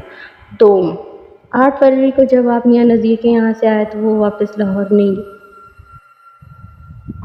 5 دن گزر جانے کے باوجود بھی وہ لاپتہ ہے۔ اغلب امکان اس بات کا ہے کہ وہ یہیں کہیں غائب ہوا ہے یا اسے زبردستی غائب کر دیا گیا ہے۔ میں اس امکان پر یوں بھی زور دے رہا ہوں کہ میاں نذیر کے ساتھ دھوکہ دہی کا یہ واقعہ آپ ہی کے علاقے میں پیش آیا ہے۔ یہ صرف میرا ہی نہیں، آپ کا بھی علاقہ ہے ملک صاحب۔ وہ ہونٹوں پر مائل کیس مسکراہٹ سجا کر بولا، بلکہ آپ کا کچھ زیادہ ہی ہے، کیونکہ آپ کے تھانے کی حدود میں قلعہ دیدار سنگھ کے علاوہ درجن بھر گاؤں دیہات بھی تو آتے ہیں۔ باقی جہاں تک آپ کے اس بیان کردہ مسائل کا تعلق ہے تو میں اپنے ذاتی مسئلے کا اضافہ کرنا چاہوں گا۔ آپ کا مسئلہ؟ میں چونک کر اس کی طرف دیکھا۔ جی بالکل۔ وہ اس بات میں گردن ہلاتے ہوئے بولا، میں آپ کے تھانے میں اس نامراد کے خلاف رپٹ درج کرانا چاہتا ہوں جس نے جعلی دستخط کر میرا نام اور میری ساکھ کو خراب کرنے کی کوشش کی ہے۔ میں جلد از جلد اس فراڈی شخص کو جیل کے پیچھے دیکھنا چاہتا ہوں۔ میں آپ کی یہ انتہائی جائز خواہش بہت جلد پوری کر دوں گا۔ چودھری صاحب، میں نے تشفی بھرے لہجے میں کہا، سمجھ لیں آپ کی رپورٹ درج ہو گئی۔ اس کے بعد کھانا لگا دیا گیا۔ سچی بات تو یہ ہے کہ میں اس وقت بڑی زور کی بھوک لگی ہوئی تھی، لہٰذا میں نے اور علی محمد نے تمام تکلفات کو بالائے طاق رکھ کر بقول کسے کھانے کے ساتھ پورا انصاف کیا۔ کانسٹیبل غفور احمد حویلی کے بیرونی حصے میں تھا، اسے وہیں پر کھانا دے دیا گیا۔ پیٹ پوجا کے دوران میری گرید کا عمل بھی جاری رہا۔ چودھری صاحب، کیا آپ حویلی میں کام کرنے والے لوگوں میں کوئی شاد نام کا بندہ موجود ہے؟ میں نے سرسری انداز میں سوال کیا۔ اس نے محتاط نظر سے مجھے دیکھا اور جواب دیا، ہاں ہے۔ آپ کیوں پوچھ رہے ہیں؟ سب سے خیریت تو ہے نا؟ پوچھ تاچھ اور جانچ پڑتال کرتے رہنا ہم پولیس والوں کی گھٹی میں ہوتا ہے جناب، میں نے معتدل انداز میں کہا۔ ابھی تک تو سب خیریت ہی ہے، آپ کو کسی فکر میں پڑنے کی ضرورت نہیں۔ بس اتنا بتا دیں کہ کیا ٹیوب ویل اور دیگر موٹروں کا سامان وغیرہ لانے کے لیے آپ شادی کو لاہور بھیجا کرتے ہیں نا؟ آپ نے بالکل ٹھیک کہا ہے ملک صاحب۔ وہ الجھن زدہ نظر سے مجھے تکتے ہوئے بولا، اس قسم کے تمام کام میں ارشاد ہی کے ذمہ ہیں، لیکن میں سمجھ نہیں پا رہا ہوں کہ آپ اچانک ارشاد کے بارے میں کیوں بات کرنے لگے۔ چودھری کے اصرار سے لبریز استفسار کو یکسر نظر انداز کرتے ہوئے میں نے پوچھا، آپ ارشاد پر کس قدر بھروسہ کرتے ہیں؟ وہ میرا سالہ سال کا آزمایا ہوا ملازم ہے، اس لیے میں اس پر اعتماد کرتا ہوں۔ وہ شفقت نظر سے مجھے دیکھتے ہوئے بولا، آخر بات کیا ہے؟ کیا آپ مجھ سے کچھ چھپانے کی کوشش کر رہے ہیں؟ میں آپ کو اندھیرے میں نہیں رکھوں گا چودھری صاحب، میں نے صاحب گوئی کا مظاہرہ کرتے ہوئے گمبھیر انداز میں کہا، لاپتہ میاں نذیر کی دکان پر سدھیر نام کا ایک دیرینہ وفادار ملازم کام کرتا ہے۔ اس کے بیان کے مطابق آپ کا ملازم ارشاد ان کی دکان سے سامان لینے لاہور آتا ہے۔ ارشاد نے سب سے پہلے میاں نذیر سے دوستی کی، پھر وہ میاں صاحب کو اپنے ساتھ یہاں لانے لگا۔ اس طرح آپ اور میاں صاحب کے بیچ خوشگوار تعلقات قائم ہو گئے۔ میاں صاحب اکثر آپ سے ملنے قلعہ دیدار سنگھ آنے لگے۔ سوال ہی پیدا نہیں ہوتا، جوش بھرے انداز میں بولا، وہ بندر سدھیر غلط بیان نہیں کر رہا ہے؟ آپ نے میاں نذیر کی دکان کا نام بتایا تھا؟ میاں مکینیکل ورکس، میں نے ٹھوس انداز میں جواب دیا۔ مزید کہا، یہ دکان لاہور کے برنارڈ روڈ پر واقع ہے۔ ارشاد بھی برنارڈ روڈ پر ہی سامان لینے جاتا ہے نا؟ چودھری نے سرسراتے ہوئے انداز میں کہا، مگر میاں مکینیکل ورکس سے نہیں بلکہ کسی نواب ٹیوب ویل والوں سے نہیں۔ میرے پاس تو نواب ٹیوب ویل والوں کی درجنوں رسیدیں بھی رکھی ہوئی ہیں۔ اگر آپ کو میری بات کا یقین نہیں ہے تو میں ابھی آپ کو رسیدیں دکھا دیتا ہوں۔ مجھے تو آپ پر پورا بھروسہ ہے چودھری صاحب، اس لیے رسیدیں دکھانے کی ضرورت نہیں، مگر میں دو افراد پر آنکھیں بند کر کے اعتماد نہیں کر سکتا، چاہے وہ آپ کا وفادار ارشاد ہو یا گمشدہ میاں نذیر کا نمک خوار سدھیر۔ میں نے واشگاف الفاظ میں کہا، لہٰذا آپ ایک دن کے لیے ارشاد کو میرے حوالے کریں گے؟ وہ کس لیے؟ اس نے تیکھے لہجے میں پوچھا۔ آپ اس پر کسی قسم کی سختی کرنا چاہتے ہیں؟ بالکل نہیں، میں نے قطعی انداز میں کہا، 2 روز بعد مجھے ایک کام سے لاہور جانا ہے۔ میں ارشاد کو اپنے ساتھ میاں مکینیکل ورکس پر لے کے جا کر سدھیر کے سامنے کھڑا کروں گا، پھر دودھ کا دودھ اور پانی کا پانی۔ آپ کا تفتیشی منصوبہ مجھے پسند آیا ملک صاحب، چودھری نے ستائشی نظروں سے مجھے دیکھتے ہوئے کہا، آپ کا جب دل چاہے آپ ارشاد کو لے جا سکتے ہیں۔ میں نے پرتکلف لذیذ کھانے اور بھرپور تعاون کے لیے چودھری حق نواز کا شکریہ ادا کیا، اور پھر ہم لوگ اس کی حویلی سے نکل کر تھانے کی جانب روانہ ہو گئے۔ راستے میں علی محمد نے مجھ سے کہا، ملک صاحب، چودھری تو خاصا سلجھا ہوا سمجھدار انسان ہے۔ ابھی تک تو مجھے بھی ایسا ہی لگ رہا ہے، میں نے گول مول سے جواب دیتے ہوئے کہا، آگے آگے دیکھیے ہوتا ہے کیا۔ علی محمد خاموش ہو گیا۔ میں راستے ہی میں جرنلس بس اسٹینڈ سے اسے لاہور جانے والی بس میں سوار کرا دیا، خود کانسٹیبل غفور کے ساتھ تھانے آ گیا۔ آئندہ 2 دن میں Qila Didar Singh, general bus stand, تانگا اسٹینڈ اور دیگر مختلف مقامات سے لوگوں سے پوچھ تاچھ کی۔ ایک سادہ لباس پولیس اہلکار میں نے قلعہ دیدار سنگھ کے اندرونی حالات اور واقعات کی خبر گیری پر متعین کر دیا۔ چودھری حق نواز نے تو میاں نذیر سے اپنی مکمل لا علمی کا اظہار کر دیا تھا، لیکن علی محمد، نرگس اور سدھیر کا دعویٰ تھا کہ میاں نذیر کا قلعہ دیدار سنگھ آنا جانا تھا۔ اگر وہ چودھری حق نواز کے پاس نہیں آیا کرتا تھا تو پھر اس نے چودھری کو اس معاملے میں کیوں ملوث کیا، اور کیا پتہ کہ وہ کبھی قلعہ دیدار سنگھ آیا ہی نہ ہو، یا یہ اور سے جڑے ہوئے دیگر سوالات جوابات تلاش کرنا بہت ضروری تھا۔ آپ کو بتاتا چلوں کہ انہی 2 روز میں میں نے رجسٹری آفس جا کر اس بات کی تصدیق کر لی تھی کہ 50 ایکڑ زرعی اراضی والے کاغذات کا وہاں کوئی ریکارڈ موجود نہیں تھا۔ وہ 110% نقلی دستاویز تھی جو کسی خاص مقصد کے لیے بنائی گئی تھی۔ 16 فروری کی صبح چودھری حق نواز کے ملازم خاص ارشاد کو لے کر میں اپنے ساتھ لاہور کی طرف روانہ ہو گیا۔ لاہور پہنچ کر سب سے پہلے میں نے اپنا ذاتی کام نمٹایا، پھر اس تھانے کا رخ کیا جہاں میاں نذیر کی گمشدگی کی رپورٹ کی گئی فروری کو درج کرائی گئی تھی۔ تھانہ انچارج مشتاق باجوہ مجھے جانتا تھا۔ اس نے مجھے ہاتھوں ہاتھ لیا اور اس میں لیگ کے بعد پوچھا، ہم نے جو کیس آپ کے سپرد کیا تھا اس میں کوئی پیش رفت ہوئی؟ میں آج اسی سلسلے میں یہاں آیا ہوں، میں نے متحمل انداز میں جواب دیا۔ 2-3 بندوں سے ضروری ملاقات کرنا ہے۔ ویسے میں نے چودھری حق نواز اور میاں نذیر کی بیوی نرگس کے فراہم کردہ 50 ایکڑ زرعی اراضی والے کاغذات کا آپریشن کلین اپ کر ڈالا ہے۔ وہ دستاویز ایک دم بوگس اور اس پر موجود چودھری حق نواز کے دستخط بالکل جعلی ثابت ہوئے ہیں۔ علاوہ ازیں رجسٹریشن آفس میں بھی اس مذکورہ زمین کی خرید و فروخت کا کوئی اتا پتہ ریکارڈ موجود نہیں ہے۔ اس امر میں کوئی شک و گنجائش باقی نہیں رہی کہ کسی شاطر شخص نے چودھری حق نواز کے کندھے پر بندوق رکھ کر چالاکی سے چلائی ہے۔ میاں نذیر کے 50,000 روپے گئے خوں کھاتے اور چودھری کا نام خراب ہوا۔ اس کے علاوہ اور میاں نذیر، مشتاق باجوہ میری بات مکمل ہونے سے پہلے ہی معانی خیز انداز میں بولا، وہ بندہ بھی کہیں غائب ہو گیا ہے۔ اگر میاں نذیر زندہ ہے تو اسے بہت جلد آپ کے سامنے حاضر کر دوں گا باجوہ صاحب، میں نے پرعزم لہجے میں کہا۔ اس گتھی کو سلجھانے کے لیے میں شاد کو اپنے ساتھ لے کر آیا ہوں، میں نے اپنے پہلو میں بیٹھے ہوئے چودھری حق نواز کے ملازم خاص کی جانب اشارہ کرتے ہوئے کہا، اور پھر اپنی بات کو آگے بڑھاتے ہوئے ان الفاظ میں اضافہ کر دیا۔ گمشدہ میاں نذیر کے دیرینہ ملازم صدیق کا یہ دعویٰ سامنے آیا کہ چودھری حق نواز کا بندہ ارشاد ان کی دکان سے ٹیوب ویل کا سامان لینے آیا کرتا تھا، اور ارشاد علی ہی پہلی مرتبہ میاں نذیر کو اپنے ساتھ گجرانوالہ نواحی موضع علاقہ دیدار سنگھ لے کر گیا تھا۔ اس کے بعد میاں اور چودھری میں دوستی ہو گئی تھی، لیکن چودھری حق نواز اور ارشاد ایسے کسی بھی واقعے سے واقف نہیں ہے۔ چودھری نے مجھے بتایا ہے کہ ان کے ٹیوب ویل اور موٹروں وغیرہ کا سامان نواب ٹیوب ویل والی نامی ایک دکان سے جاتا تھا، جو کہ لاہور کے برنارڈ روڈ پر واقع ہے۔ برنارڈ روڈ پر ہی میاں میکینیکل ورکس بھی ہے۔ میں سمجھتا ہوں کہ ارشاد اور صدیق کا سامنا کرانے سے یہ معاملہ کافی حد تک صاف ہو جائے گا۔ آپ کا اس بارے میں کیا خیال ہے باجوہ صاحب؟ آپ بہت دور کی کوڑی لائے ہو ملک صاحب، وہ سوچتی ہوئی نظروں سے مجھے دیکھتے ہوئے بولا۔ آپ کی حکمت عملی مجھے بہت پسند آئی ہے۔ موجودہ حالات میں مجھے چودھری حق نواز بے قصور نظر آ رہا ہے۔ اگر چودھری نے میاں کو زمین فروخت کے سلسلے میں بیوقوف بنایا تو اپنے ملازم کو روبروئی کے لیے آپ کے ساتھ روانہ نہ کرتا۔ بہرکیف وہ سانس ہموار کرنے کے غرض سے متوقف ہوا اور اپنی بات مکمل کرتے ہوئے بولا، آپ کو اس مشن کے لیے میرے تھانے کے اسٹاف میں سے جتنے بندے چاہیے آپ اپنے ساتھ لے جا سکتے ہیں۔ میں آپ کی کامیابی کے لیے پرامید ہوں اور دعا گو بھی۔ میں اب اس کیس کو اپنے حساب سے اکیلے ہی لیڈ کرنا چاہتا ہوں۔ میں نے تھانہ انچارج کی آنکھوں میں دیکھتے ہوئے معتدل انداز میں کہا، اگر آپ کو اعتراض نہ ہو باجوہ صاحب۔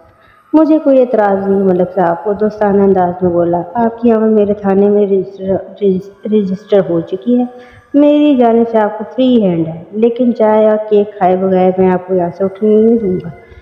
یہ تو آپ کی محبت ہے باجوہ صاحب، میں نے زیر لب مسکراتے ہوئے کہا، آپ کی خاطرداری والی یہ خواہش ضرور پوری کروں گا۔ آدھے گھنٹے کی محنت کے بعد میں تھانے سے نکلا اور ارشاد کے ہمراہ کبیرہ اسٹریٹ اردو بازار پہنچ گیا۔ سرکلر روڈ کے نزدیک واقع اردو بازار میں علی محمد کی دکان ڈھونڈنے میں مجھے کسی دقت کا سامنا کرنا نہیں پڑا۔ اس زمانے میں لاہور کا یہ علاقہ آج کل کی طرح گنجان، آباد اور رش والا نہیں ہوا کرتا تھا۔ تعمیراتی توسیع اور آبادی کی تیزی سے بڑھتی تعداد نے ان دنوں لاہور کے اردو بازار کو مچھلی بازار کی شکل دے دی ہے، اور اس پر متعدد کے ٹریفک کا ازدحام۔ اللہ کی پناہ۔ علی محمد ہماری خاطر کی مدارات کے موڈ میں تھا، لیکن میں نے واضح الفاظ میں کہہ دیا، فی الحال اس کی کوئی ضرورت نہیں، پہلے ہم اپنا کام نپٹائیں گے، اس کے بعد کھانے پینے کے بارے میں سوچا جائے گا۔ میرے اپنے انداز کو دیکھتے ہوئے اس نے جلدی سے کہا، جو حکم آپ کا ملک صاحب، مجھے پتہ تھا آج آپ آئیں گے، اس لیے میں نے آپ کی آسانی کے لیے سواری کا بندوبست کر رکھا تھا۔ علی محمد کی بات سن کر میرے ذہن میں یہی آیا تھا کہ اس نے ہمارے لیے کسی سالم تاکید کا انتظام کیا ہوگا، لیکن جب ہم اس کی دکان سے باہر نکلے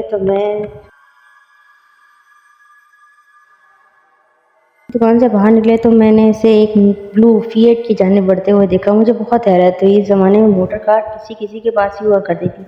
ہم بلو فیٹ میں بیٹھ کر روانہ ہوئے تو میں اس سے پوچھے بنا نہ رہ سکا، یہ کار آپ کی ہے؟ اپنی سمجھ لیں ملک صاحب، وہ معتدل انداز میں بولا، یہ فیٹ میرے ایک قریبی دوست کی ہے، ہم ایک دوسرے کی چیزوں کو استعمال کرنے میں کوئی حرج یا ہچکچاہٹ محسوس نہیں کرتے، دوستی اسی درجے کی ہونا چاہیے۔ میں نے تائیدی انداز میں گردن ہلاتے ہوئے کہا، لاپتہ میاں نذیر اب بھی آپ کا گہرا دوست تھا۔ میں اس کی گمشدگی کا معمہ حل کرنے گجرانوالہ سے لاہور آیا ہوں۔ پروگرام کے مطابق مجھے 3 افراد سے پوچھ تاچھ کرنا ہے، میاں کی بیوی نرگس، میاں کا ملازم صدیق اور نام نہاد پروفیسر علی۔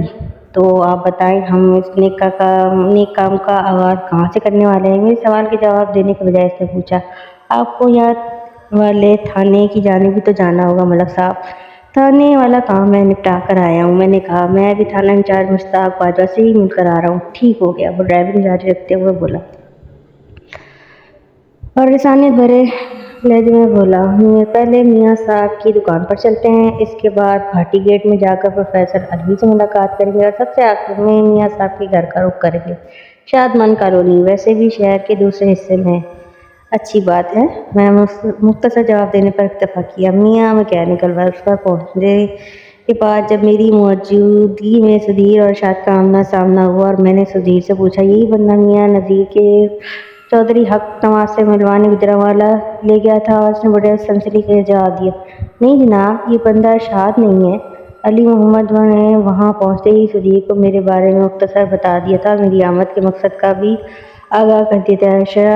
ارشاد سے اس کی نا آشنائی پر میں نے کہا، سدھیر، چودھری حق نواز کا جو ملازم لاہور سے ٹیوب ویل وغیرہ کا سامان لینے آتا ہے، یہ وہی ارشاد ہے، اور یہ ہمیشہ نواب ٹیوب ویل والوں سے اپنی ضرورت کا سامان لے کر جاتا ہے۔ تم پتہ نہیں کون سے ارشاد کی بات کر رہے ہو؟ اس ارشاد کو تو میں گجرانوالہ اپنے ساتھ لے کر سے آیا ہوں، اس لیے یہ غلط نہیں ہو سکتا۔ تھانے دار صاحب، سدھیر نے منت ریز لہجے میں بولا، میں مرنے کے بعد اپنی قبر میں جانا ہے، نہ کہ میں نے کسی دوسرے کی قبر میں جانا ہے، اس لیے میں آپ سے جھوٹ تو نہیں بولوں گا۔ میاں صاحب کے پاس جو ارشاد آیا کرتا تھا، یہ وہ بندہ نہیں ہے۔ آپ کی مرضی ہے کہ میری بات کا یقین کرے یا نہ کرے۔ اگر آپ کہیں گے کہ تو میں بڑی سے بڑی قسم کھانے کو بھی تیار ہوں۔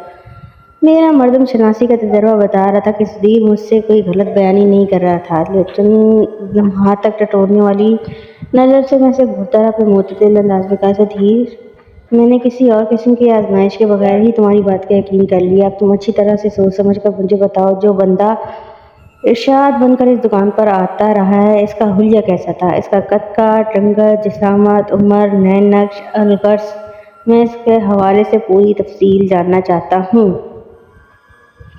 بتاتا ہوں سرکار، وہ تھوک نکلتے ہوئے بولا۔ اس ارشاد کی عمر 40 سے کچھ اوپر ہی ہوگی، آنکھیں ٹچ بٹن جیسی چھوٹی، سر سے گنجا، قد بہت کم، جسم موٹا، تون بار کو نکلی ہوئی، رنگ کورے لٹھے کی مانند بالکل صاف۔ ارشاد ایک دراز قامت اور دبلا پتلا شخص تھا، اس کی رنگت سانولی اور عمر 30 کے قریب قریب تھی، اور اس کی آنکھیں بھی مناسب سائز کی اور واضح تھیں۔ تب تو تمہارے پاس آنے والا ارشاد کوئی دوسرا ہی بندہ ہے۔ میں نے سدھیر کے چہرے پر نگاہ جماتے ہوئے کہا، کیا تمہیں یاد ہے کہ وہ ارشاد کب سے تمہاری دکان پر آ رہا ہے؟ میرے اندازے کے مطابق کوئی سال بھر پہلے سے ہماری دکان سے سامان لینا شروع کیا ہے۔ سدھیر نے مضبوط لہجے میں کہا، آج کل قسط کی طرح شاید وہ بھی فروری کا ہی مہینہ تھا۔ تمہیں یہ بھی یاد ہوگا میاں صاحب پہلی بار کب گجرانوالہ گئے تھے؟ میں نے سوالات کے سلسلے کو آگے بڑھاتے کہا، اسی دوران میں نے اپنی ڈائری کھول لی تھی اور ارشاد سے حاصل ہونے والی معلومات کی اہم نکات ڈائری میں درج کرتا جا رہا تھا، خصوصاً سدھیر کے ارشاد کا حلیہ وغیرہ میں نے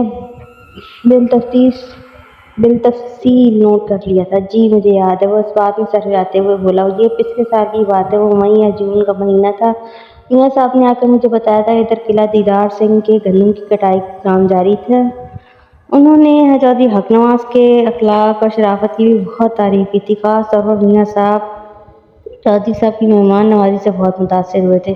سدھیر، کیا تمہارا بھی گجرانوالہ جانا ہوا ہے؟ میں نے پوچھا۔ نہیں تھانے دار صاحب، نفی میں گردن جھٹکتے ہوئے بولا، لاہور سے باہر جانے کا اتفاق بہت کم ہوتا ہے، ہمارے زیادہ تر رشتے دار چونی اور کانا کاچھا میں ہیں، سال میں ایک آدھ بار ادھر کا چکر لگ جاتا ہے، اور ایک بار قصور بھی گیا ہوں۔ چونی اور کانا کاچھا، چھنگا منگا اور قصور ایک ہی روٹ پر ہے، اور قصور کے بعد انڈیا کا بارڈر ہے۔ ویسے بھی میاں صاحب نے مجھ سے وعدہ کیا تھا کہ جب وہ قلعہ دیدار سنگھ میں پھلوں کے باغات لگانا شروع کریں گے تو پھر مجھے بھی اپنے ساتھ لے کر وہاں جایا کریں گے۔ پھلوں کے باغات پر یاد آیا کہ میں نے ٹٹولنے والے انداز میں پوچھا، کیا تم مجھے بتا سکتے کہ میاں صاحب نے چودھری حق نواز سے وہ 50 ایکڑ زمین کب خریدی تھی؟ علی محمد نے مجھے زمین کی خریداری کے حوالے سے جو دستاویز دی تھی، اس کے مطابق مذکورہ زرعی اراضی اسی سال 20 جنوری کو خریدی گئی تھی۔ سدھیر نے میرے استفسار پر بتایا، جہاں تک مجھے یاد پڑتا ہے، پچھلے سال اکتوبر یا نومبر میں چودھری حق نواز اور میاں صاحب کے درمیان باغات لگانے کا موضوع پر بات چیت کا آغاز ہو گیا تھا۔ وہ پرسوچ انداز میں بولا، باقاعدہ سودا جنوری کے آخر کے دنوں میں ہوا ہے، مجھے تاریخیں تو یاد نہیں ہیں، ہاں جنوری کا آدھا مہینہ گزرنے کے بعد کی بات ہے۔ سدھیر، آخری مرتبہ تم نے چودھری کے بندے ارشاد کو کب دیکھا تھا؟ میں نے معتدل انداز میں سوال کیا۔ میرا مطلب ہے اس دکان پر آئے اس میں کتنا عرصہ ہو گیا تھا؟ اس مہینے کی 4 تاریخ جناب۔ تمہارا مطلب ہے 4 فروری؟ میں نے تصدیق سے طلب نظروں سے اس کو دیکھا۔ آج سے 12 دن پہلے؟ جی جی جی بالکل، اللہ تعالیٰ بھلا کرے، وہ سر کو تائیدی انداز میں ہلاتے ہوئے بولے۔ میاں صاحب اس کے ٹھیک 4 دن بعد یعنی کہ 8 فروری کو گجرانوالہ کے نزدیکی گاؤں قلعہ دیدار سے ہی گئے تھے اور ابھی تک واپس نہیں آئے۔ اس نے دل گرفتہ لہجے میں جواب دیا۔ جی تھانے دار صاحب، میں اور ان کی بیگم ان کے لیے بہت زیادہ فکر مند ہے۔ آپ اس طرح میاں صاحب کو جلدی سے جلدی ڈھونڈ نکالے، یہ آپ کا ہم لوگوں کو بہت بڑا احسان ہوگا سرکار۔ میں سدھیر کے خالص جذبات کو بخوبی سمجھ گیا، محسوس کر رہا تھا کہ اس کے ٹھہرے ہوئے لہجے میں کہاں میاں نذیر کو بازیاب کرانے کی خاطر ہی گجرانوالہ سے آیا ہوں، اور مجھے یقین ہے کہ میں بہت جلد میاں صاحب کا سراغ لگانے میں کامیاب ہو جاؤں گا۔ میں یہ ساری بھاگم دوڑ تم لوگوں پر احسان کرنے کے لیے نہیں بلکہ اپنا فرض نبھانے کی خاطر کر رہا ہوں۔ بس ایک دفعہ میرے ہتھے وہ بندہ چڑھ جائے جیسے تم ارشاد کہہ رہے، تو پھر تم دیکھنا میاں صاحب تک پہنچنا میرے لیے کس قدر آسان ہوگا۔ اگر آپ اجازت دیں تو وہ چہچہاہٹ بھرے لہجے میں بولا۔ اگر وہ دوبارہ ہماری دکان پر آئے تو میں اسے قابو کرنے کی کوشش کروں؟ نیکی اور پوچھ پوچھ، بے ساختہ میرے منہ سے نکلا۔ سارے فساد کی جڑ وہی بدذات ہے۔ آج تک میرا دماغ کہتا ہے اس کمینے نے اپنے جیسے کسی دوسرے کمینے کے ساتھ مل کر ایک منظم سازشی منصوبے کے تحت میاں صاحب کو نقلی کاغذات تھما کر ان سے نہ صرف 50,000 روپے کی نقدی بھی ہتھیا لی ہے بلکہ انہیں کہیں غائب بھی کر دیا، لہٰذا اب وہ ادھر کا رخ نہیں کرے گا۔ اور اگر بافرض محال وہ مردود اس دکان پر یا پورے لاہور میں تمہیں کہیں بھی نظر آ جائے تو میری طرف سے تمہیں کھلی چھٹی ہے کہ تم اس کے ہاتھ پاؤں توڑ کر بھی اسے قبضے میں کرنے کے لیے آزاد ہو۔ اس کے بعد تم نے فوراً مقامی پولیس تھانے کے حوالے کر دینا، باقی جب میں سنبھال لوں گا۔ آپ اس سلسلے میں بالکل بے فکر ہو جائے تھانے دار صاحب، اور جوش بھرے لہجے میں بولا۔ میں نے پورے 12 سال میاں صاحب کا نمک کھایا ہے، ان کے ساتھ دھوکہ کرنے والے کی میں ہڈی پسلی ایک کر دوں گا۔ شاباش، تمہاری یہ ولولہ امیزی مجھے پسند ہے سدھیر۔ میں نے اسے توصیفی نظر سے دیکھا، اور ایک وفادار ملازم کو تمہارے جیسا ہی ہونا چاہیے۔ میں خود بھی اس رذیل کو ڈھونڈنے کی کوشش کر رہا ہوں، اگر وہ مجھے مل گیا تو اس کی شناخت کے لیے میں تمہیں گجرانوالہ بلاؤں گا۔ آؤ گے نا؟ آپ ایک بار بلائیں گے، میں 10 بار آؤں گا۔ وہ اپنے سینے پر ہاتھ رکھ کر بڑے عزم سے بولا۔ میاں صاحب، میرے کے لیے میری جان بھی حاضر ہے۔ میں نے سدھیر کو ضروری ہدایات دی اور پھر ہم وہاں سے واپس آ گئے۔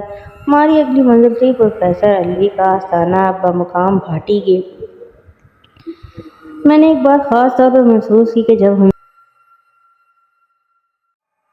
جب سے ہمارے ارشاد کا سدھیر سے آمنا سامنا ہوا تھا، وہ چپ چاپ سا تھا، جیسے گمبھیر خیالوں میں ڈوبا ہوا ہو۔ میں نے اس کی خاموشی کا سبب جاننا ضروری سمجھا اور کہا، کیا بات ہے ارشاد، تم کہاں کھوئے ہوئے، کیا ہوا ہے؟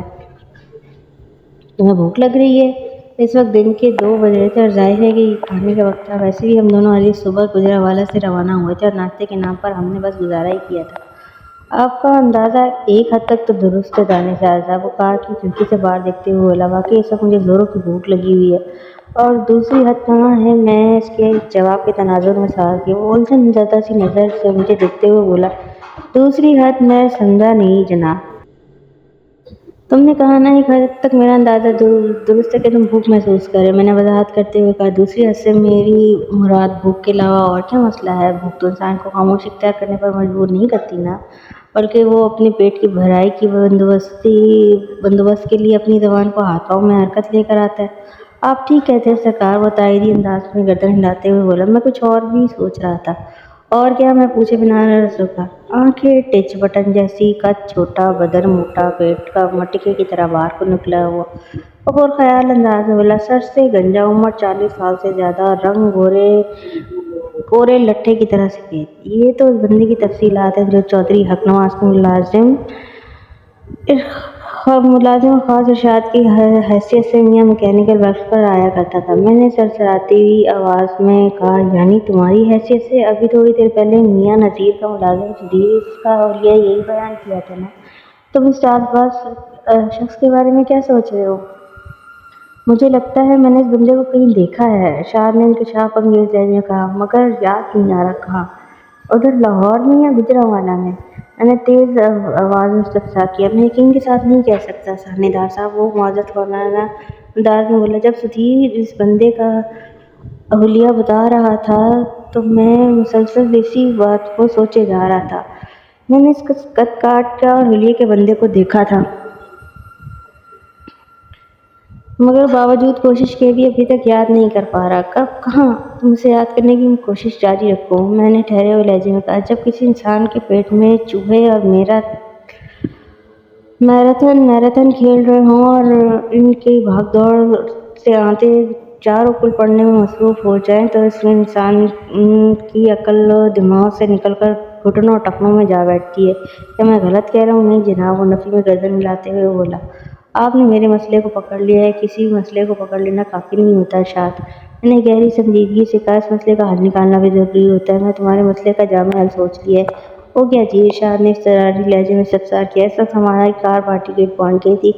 ملک صاحب، علی محمد نے مجھ سے مخاطب ہوتے ہوئے کہا۔ ایک سمت اشارہ کیا، معتدل انداز میں بولا۔ وہ رہا جناب پروفیسر الوی کا آستانہ۔ کار کو آپ سائڈ پہ روک دیں، میں نے علی محمد سے کہا۔ اس نے میرے حکم کی تعمیل کی۔ علی محمد نے اکیلا ہی پروفیسر کے آستانے جا رہا ہوں، میں نے کہا۔ اس دوران آپ نے 2 کام کرنے ہیں۔ وہ متن گوش ہوئے لہجے میں بولا۔ جی ملک صاحب حکم کریں۔ یہاں نزدیک ہی ایک ولی کامل حضرت علی حجویری کا مزار ہے جو عرف عام میں دات دربار کہلاتا ہے، اور یہاں کے مرغ چھولے بہت مشہور ہیں، میں نے معتدل انداز میں کہا۔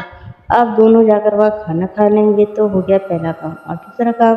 جماعتی توقف کے بعد میں نے ایک آسودہ سانس خارج کی اور پھر اضافہ کرتے ہوئے بولا۔ کھانا کھانے کے بعد آپ نے ارشاد کو یادگار چوک لے کر جانا ہے اور وہاں سے اسے گجرانوالہ جانے والی کسی بس پر سوار کروا دینا ہے۔ علاوہ ازیں ارشاد کے ٹکٹ کے پیسے بھی آپ ہی نے ادا کرنے ہیں۔ آپ میری بات سمجھ گئے نا؟ بالکل سمجھ گیا، وہ اس بات میں گردن ہلاتے ہوئے بولا۔ آپ جیسا چاہتے ہیں وہ ہو جائے گا، مگر میں آپ کے ساتھ کھانا کھانے کے بارے میں سوچ رہا تھا۔ میرے ساتھ کھانا کھانے کے لیے آپ کو تھوڑا سا انتظار کرنے کا پڑے گا۔ میں نے کہا ٹھیک ہے، میں انتظار کر لوں گا۔ وہ فرمانبرداری سے بولا۔ تو پھر آپ جا کر کام نپٹانا شروع کریں جو میں نے آپ کو بتایا ہے، میں نے اپنے انداز میں کہا۔ اس دوران پروفیسر الوی سے ملاقات کر لیتا۔ ثانی طاہر صاحب، کیا آپ مجھ سے ناراض ہیں؟ ارشاد نے ہچکچاہٹ انداز میں بولا۔ نہیں تو؟ میں نے سوالیہ نظر سے اس کی طرف دیکھتے ہوئے بولا۔ کیوں، کیا ہوا؟ میں آپ کے ساتھ آیا تھا، آپ مجھے اکیلے ہی واپس بھیج رہے؟ اس نے کہا۔ اس سے مجھے لگا کہ شاید آپ مجھ سے خفا ہو گئے۔ ایسی کوئی بات نہیں ارشاد، میں نے اس کی طرف تسلی کی خاطر کہا۔ میں تمہیں جلدی واپس بھیجنے کا میرا ایک خاص مقصد ہے۔ تمہارا ذہن اس وقت نقلی اشاعت میں الجھا ہوا ہے۔ تم اس بہروپی کے بارے میں سوچ رہے ہو کہ وہ تمہیں کب اور کہاں نظر آیا تھا۔ میں تمہارے اس نیک کام کو جلد از جلد کرنے کا موقع فراہم کر رہا ہوں، کیونکہ میں نے بھی بزرگوں سے سن رکھا ہے 3 کاموں کے دوران بھولی بسری چیزیں خود بخود یاد آنے لگتی ہیں۔ اول عبادت، دوم رفع حاجت، سوم سفر۔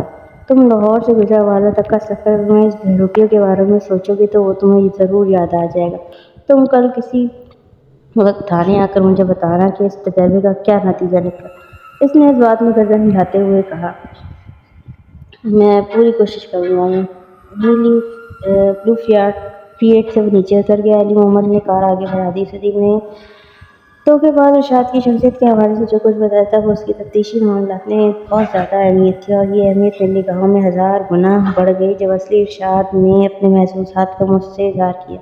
اگر اسے ایسا لگ رہا تھا کہ صدیق کے بیان کردہ بندے کو اس نے کہیں لے رکھا ہے تو یقیناً بار بار کوشش کرنے سے اس کی یادداشت میں کوئی مفید اور مثبت انگڑائی لینے کو مل سکتی تھی۔ اگر مرد مذکور ایک بار میرے خطے چڑھ جاتا تو پھر اس کی زبان کھلوانے کے بعد کیس نے چٹکی بجانے ہی حل ہو جانا تھا۔ اس زمانے میں بھاٹی گیٹ نامی علاقے میں عوام کی تفریح کے 2 ہی مرکز ہوا کرتے تھے، نمبر 1 پاکستان ٹاکیز، نمبر 2 ملک تھیٹر۔ اس کے علاوہ تھوڑے فاصلے پر مگر ادھر کا رخ مخصوص مزاج اور گماش کے افراد ہی کیا کرتے تھے۔ ایک عام پبلک رجحان پاکستان ٹاکیز اور ملک تھیٹر ہی کا تھا، اور ان کی نظریں پروفیسر الوی کا آستانہ ملک تھیٹر کی بغل میں واقع تھا۔ جب وہاں پہنچا، پروفیسر اپنے آستانے میں اکیلا ہی بیٹھا ہوا تھا۔ میں چونکہ عوامی لباس میں تھا اس لیے وہ مجھے کوئی سائل ہی سمجھا تھا۔ اس کے سامنے جا کر بیٹھا تو میری آنکھوں میں دیکھتے ہوئے بولا۔ ہاں تو بتاؤ، تمہیں کون سی پریشانی یہاں کھینچ لائی ہے؟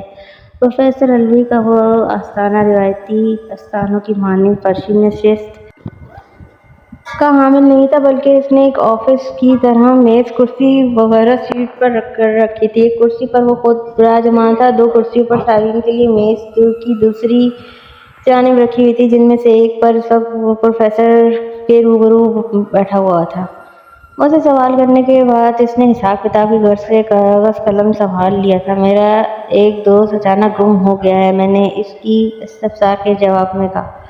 بس یہی پریشانی ہے میری، میں چاہتا ہوں آپ میرے دوست کا اتا پتہ لگائیں۔ تمہارا دوست کب سے لاپتہ ہے؟ میں نے کاغذ پر قلم چلاتے ہوئے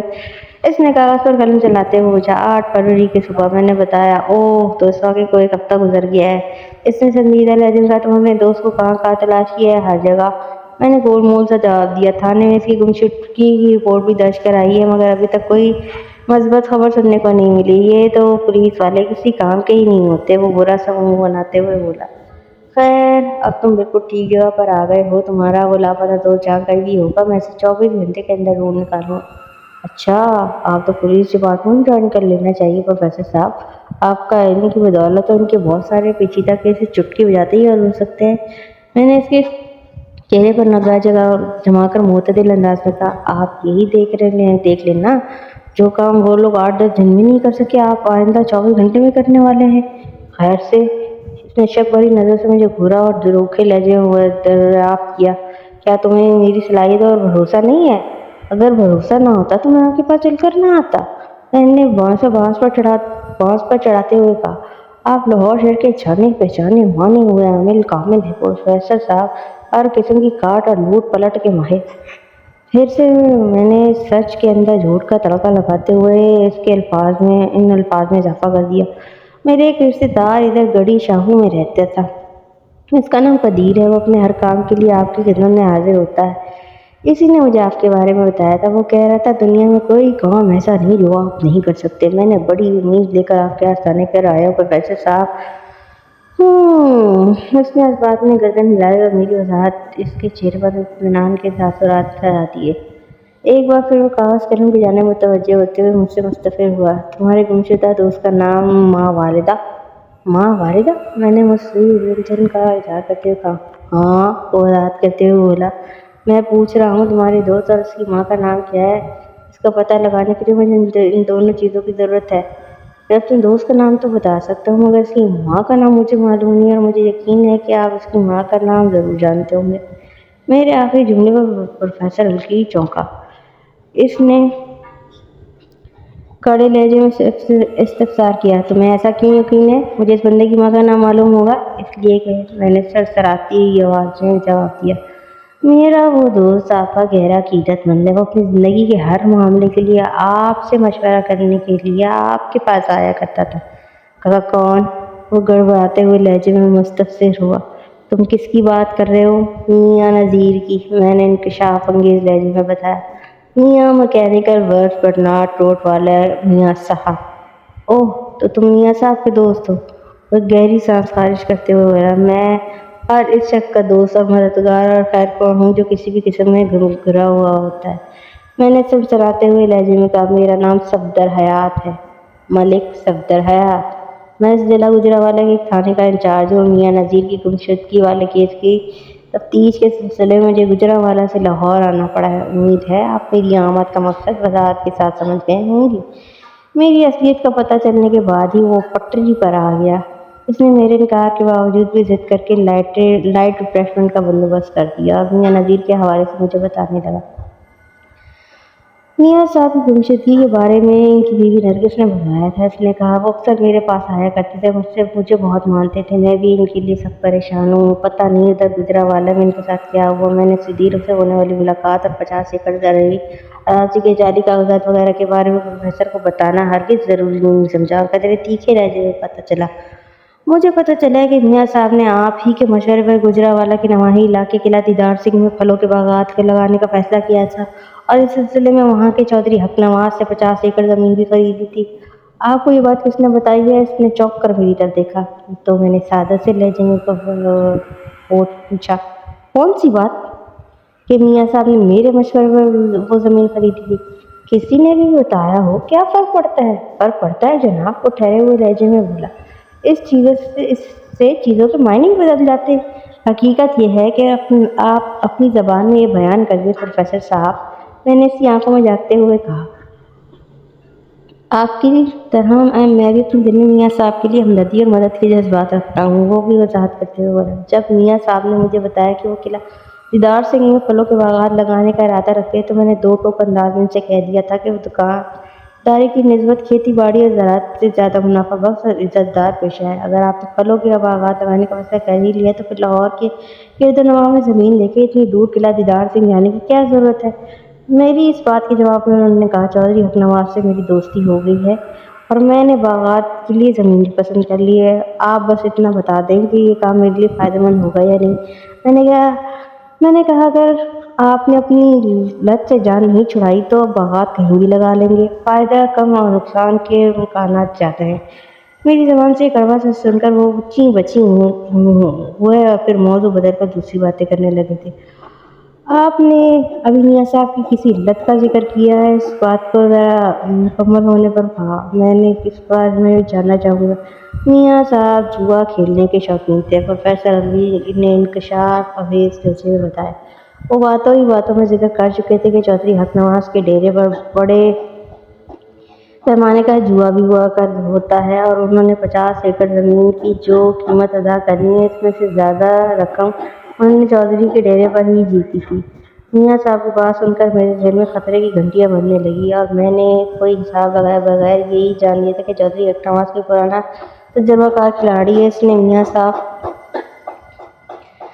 کو شکار کرنے کے لیے سارا کھیل رچایا اور دیکھ لیں میں نے کچھ غلط اندازہ نہیں لگایا تھا، میاں صاحب اور وہ 50 ایکڑ زمین سب کچھ لے کر غائب ہو چکا ہے۔ جب آپ کی چھٹی، ساتویں، آٹھویں حص نے آپ کو بتا دیا تھا کہ قلعہ دیدار سنگھ میں میاں نذیر کے خلاف کوئی گھناؤنی سازش بنی جا رہی ہے تو آپ نے اپنے عقیدت مند دوست کو اس خطرے کی گھنٹی سے آگاہ کیوں نہیں کیا؟ میں نے طنزیہ لہجے میں کہا، اس موقع پر میاں صاحب کو سمجھانا آپ کا فرض بنتا تھا نا۔ آپ ٹھیک کہہ رہے ہیں تھانے دار صاحب، وہ شاکی نظر سے مجھے دیکھتے ہوئے بولا۔ میں نے اپنا فرض ادا کرنے کی ہر ممکن کوشش کی تھی، مگر یہ بات آپ بھی جانتے ہیں کہ جوا، شراب ایسی عادتیں خبیثہ ہیں کہ ان میں مبتلا ہو کر کسی خیر خواہ کی نصیحت پر کان نہیں دھرتا۔ جب میں نے زیادہ سمجھانے کی کوشش کی تو میاں صاحب نے میرے پاس آنا ہی چھوڑ دیا تھا اور پھر ایک روز ان کی بیوی کی زبانی مجھے پتہ چلا کہ وہ پراسرار طور پر کہیں غائب ہو گئے۔ مقصود موفل اور احسان اللہ بھی میاں محمود کے لیے بہت فکر مند ہے۔ یہ مقصود موفل اور احسان اللہ کون ہے؟ میں پوچھے بنا نہ رہ سکا۔ میاں صاحب کے پرانے جواری ساتھی پروفیسر علی نے ڈرامائی انداز میں پوچھا۔ مقصود موفل لکشمی چوک میں رہتا ہے، احسان اللہ کی رہائش لوہاری گیٹ کی طرف ہے۔ یہ سب لوگ ہفتے میں ایک بار مل بیٹھ کر جوا کھیلتے ہیں۔ مقصود اور احسان نے بھی میاں صاحب کو سمجھانے کی بہت کوشش کی تھی لیکن کوئی مثبت نتیجہ برآمد نہ ہوا۔ لگ بھگ پچھلے 6 ماہ میں انہوں نے مقصود اور احسان کے ساتھ ایک بازی بھی نہیں کھیلی تھی۔ انہیں جیسے وقت ہی ملتا وہ سیدھے چودھری حق نواز کے پاس قلعہ دیدار سنگھ پہنچ جاتے۔ آخری بار جب وہ گئے تھے تو پھر واپس ہی نہ آئے۔ آپ کے تعاون کا بہت بہت شکریہ پروفیسر صاحب، میں نے اٹھتے ہوئے کہا۔ اگر ضرورت محسوس ہوئی تو میں دوبارہ آپ کے پاس آؤں گا۔ میری خواہش ہے کہ آپ جلد از جلد میاں صاحب کا سراغ لگانے میں کامیاب ہو جائیں۔ وہ بھی میری طرف سلیدنے کھڑا ہو گیا۔ میں آپ کی خواہش کو ضرور پورا کروں گا۔ میں نے پروفیسر سے مصافحہ کرتے ہوئے اس کے آستانے سے باہر نکل گیا۔ بلو فیئٹ میری منتظر تھی۔ میں نے پیسنجر سیٹ پر بیٹھنے کے لیے علی محمد سے پوچھا، کیا آپ نے ارشاد کو روانہ کر دیا؟ جی ملک صاحب، وہ گاڑی کو آگے بڑھاتے ہوئے بولا۔ بس پر سوار کرنے سے پہلے میں نے اسے خاصا ٹائٹ کھانا بھی کھلا دیا تھا اور اب ہماری باری ہے۔ کیسی باری؟ میں نے بے ساختہ پوچھا۔ کھانے کی باری جناب، وہ معتدل انداز میں بولا۔ 3 سے اوپر کا ٹائم ہو گیا، بہت زور کی بھوک لگ رہی ہے۔ پہلے میاں نذیر کی بیوی نرگس سے بات نہ کر لیں؟ اس کے بعد اطمینان سے کہیں بیٹھ کر پیٹ پوجا کریں گے۔ میں نے کہا، آج مجھے گجرانوالہ واپس بھی جانا ہے اور مغرب کے بعد کوئی بس یا ویگن تو ملے گی نہیں۔ کھانا تو کسی بھی وقت کھایا جا سکتا ہے مگر نرگس سے ملاقات زیادہ ضروری ہے۔ میں نے 50 ایکڑ زمین کے بوگس کاغذات بھی اس کے حوالے کرنا ہے۔ آپ کے یہ سارے کام اپنے وقت پر ہو جائیں گے ملک صاحب، وہ پر اعتماد لہجے میں بولا۔ بھاٹی گیٹ سے اردو بازار زیادہ دور نہیں ہے، میں آپ کو اپنی دکان پر لے کر جا رہا ہوں، وہیں بیٹھ کر تسلی سے کھانا کھائیں گے، اس کے بعد شادمان کالونی کا رخ کریں گے۔ یہ میرا آپ سے وعدہ ہے۔ اگر آپ کو واپسی کے لیے کوئی سواری نہ ملی تو میں اسی کار میں آپ کو گجرانوالہ چھوڑ کر آؤں گا۔ علی محمد کی اس پرخلوص پیشکش کو میں ٹھکرا نہ سکا اور اپنے شرط میزبانی بخشنے کے لیے اسی دکان کی طرف جانے کے لیے آمادہ ہو گیا۔ دوران سفر اس نے مجھ سے کہا، پروفیسر अलवी से कोई काम की बात मालूम हुई। जवाब में मैंने से मियाँ नज़ीर के जुए की लत के बारे में मुझे बता दिया था। वो एक बुजुर्ग सांस खारिज करते हुए बोला, हाँ मैं ये बात जानता हूँ। मैंने नरगिस भाभी को अपने साथ लेकर मकसूद, मुफल और एहसानुल्लाह से मिलने गया था और प्रोफेसर अलवी ने जो कुछ बताया वो गलत नहीं है। मियाँ साहब ने जब से किला दीदार सिंह जाना शुरू किया था, वो अपने पुराने जवारी दोस्तों से को जैसे भूल ही गए थे। अल्लाह जानता है इसमें मेरे किसी इरादे या बदनीयती का दखल नहीं था मलिक साहब, वो माजरत खाना अंदाज में पूछा। बस मुझे ख्याल ही नहीं रहा। मियाँ साहब की अचानक मौजूदगी ने मुझे ज़हनी तौर पर अच्छा खासा मुंतशिर कर दिया था। मेरा ज़्यादा ध्यान इनकी बाजियाबी पर लगा होता, बस यही बात दिमाग से निकल गई। ज़ाहिर है जब इंसान का ज़हन बेक वक्त मुख्तलिफ मुहाज़ों पर नबज़ आज़मा तो ऐसी गड़बड़ हो जाती है। मैंने नरम लहजे में कहा, आपको इस हवाले से माजरत पेश करने की या किसी किस्म के ज़हनी दबाव में आने की कतई ज़रूरत नहीं है। आपने मेरे दिलो दिमाग का बोझ हल्का कर दिया। मलिक साहब एक आसूदा सांस खारिज करते हुए तशक्कुराना अंदाज में बोला, आप एक अजीम इंसान हैं। मैंने अली मोहम्मद की बात में कुछ न कहा। जब कोई आपकी अजमत के मीनार पर चढ़ाने की कोशिश करा तो अक्लमंदी इसी में होती है कि खामोश रह जाए। सो मैंने भी चुप साध ली। रात को काफ़ी देर से सोया था, मगर सुबह आदत के मुताबिक वक्त रोज़मर्रा पर अब मेरी आँख खुल गई थी। फजर की नमाज अदा करने के बाद मैंने नाश्ता किया और तैयार होकर थाने आ गया। मेरी जल्दी आने की वजह से थाने का स्टाफ खासा मुस्तैद और चाको चौबंद रहता था। मैंने हवालदार मुरीद हुसैन को ज़रूरी हिदायत दी और कांस्टेबल सुल्तान अली को अपने साथ लेकर किला दीदार सिंह की जानिब रवाना हो गया। गुज़िश्ता रोज़ मियाँ नज़ीर की बीवी नरगिस से बहुत ही मुख्तसर मुलाकात हो पाई थी। नरगिस की तबीयत ठीक नहीं थी। मैंने उसे 50 एकड़ की ज़मीन के जाली कागजात दिए के बाद अलिफ से ये तक की ताज़ा तरीन सूरत हाल से आगाह कर दिया। तो मेरे शुक्रिया अदा करने के बाद भी अंदाज आवाज़ में बोली, थानेदार साहब किसी भी तरह कोशिश करके आप मियाँ साहब को ढूंढ निकाल लें। अब तो आपको 2 पक्के इशारे भी मिल गए हैं। एक वो बहरूपिया इरशाद जो चौधरी हक नवाज का बंदा बनकर मियाँ साहब से मिलता रहा है, दूसरा आपके इलाके में कोई ऐसा जमींदार है जो अपने डेरे पर जुआ कराता हो। प्रोफेसर अलवी इन्हें आपसे कोई गलत बयानी नहीं की। ये जुआ खेलना मियाँ साहब का शौक था। इनके एकदम गायब हो जाने के बाद मैं इनके पुराने जवारी दोस्तों और साथियों एहसानुल्लाह और मकसूद मुफिल से भी जाकर मिली हूँ। वो बेचारे दोनों मियाँ साहब के लिए बहुत परेशान है, ये मानना पड़ेगा। नरगिस खासी अक्लमंद औरत थी। इसने मियाँ नज़ीर की बाजियाबी के हवाले से जिन 2 अहम इशारों का जिक्र किया था, वो एक तरह मेरी सोच ही की अक्कासी करते थे। इन्हीं लम्हात में मैं इन्हीं खदूत पर फोकस किए हुए था कि मैं बड़े भरपूर अंदाज में नरगिस को तसल्लिया दिलासे देकर इस कोठी से निकल आया। वो आलीशान कोठी नहर के किनारे वाक़े शादमान कॉलोनी में थी। नरगिस एक तालीम याफ्ता रख रखाव वाली 29 साला खातून थी। वो मियाँ नज़ीर की दूसरी बीवी थी। मियाँ की पहली बीवी सफ़िया का लगभग 3 बरस पहले इंतकाल हो चुका था। मैं चूँकि नरगिस की तरफ से जल्दी फारिग हो गया था, लिहाजा अली मोहम्मद मुझको गुजरावाला छोड़ने की ज़हमत नहीं उठाना पड़ी थी और मैं लाहौर से गुजरावाला आने वाली आखिरी बस पर सवार होकर थाने आ गया था। चौधरी हक नवाज ने बड़ी गर्मजोशी से मेरा इस्तकबाल किया और मुझे अपने साथ हवेली के अंदरूनी हिस्से में लेकर आ गया और हम आमने सामने बैठ चुके। तो मैंने इस तरह लहजे में पूछा, मलिक साहब अच्छा हुआ आप आ गए। मैं आज आपकी तरफ आने के बारे में सोच रहा था, बस 1 घंटे में हवेली से निकलने ही वाला था। आपके इस चेहरे की चमक से तो लग रहा है कि आप मुझे कोई ख़ास बात बताने वाले हैं। मैंने इसकी आंखों में देखते हुए और टटोलने वाले अंदाज में कहा, आपको बिल्कुल ठीक लग रहा है जनाब। और जर्शीले लहजे में बोला, मैं पहले आपके खातिर तवाज़ो को बंदोबस्त कर लूँ, फिर सब मुझसे बात करते। मेरे मना करने के बावजूद भी वो एक मुलाजिम को बुलाकर अहकाम सादिर करने लगा। ठीक 10 मिनट के बाद मेरे सामने मेज़ पर अनवाउ साहब की हिम्मतें ससुफ की थीं। मैंने रिज़्क़ खातिर ताज़ीम देते हुए चौधरी से कहा, आप बताएं कौन सी खास बात है। आपने मेरे मुलाजिम को सोचने और याद करने के काम पर लगा दिया था। वो ठहरे हुए लहजे में बोला, अल्लाह के बंदे ने भूख प्यास नींद को त्याग कर आखिरकार कामयाबी हासिल कर लिया। आप इरशाद की बात कर रहे हैं?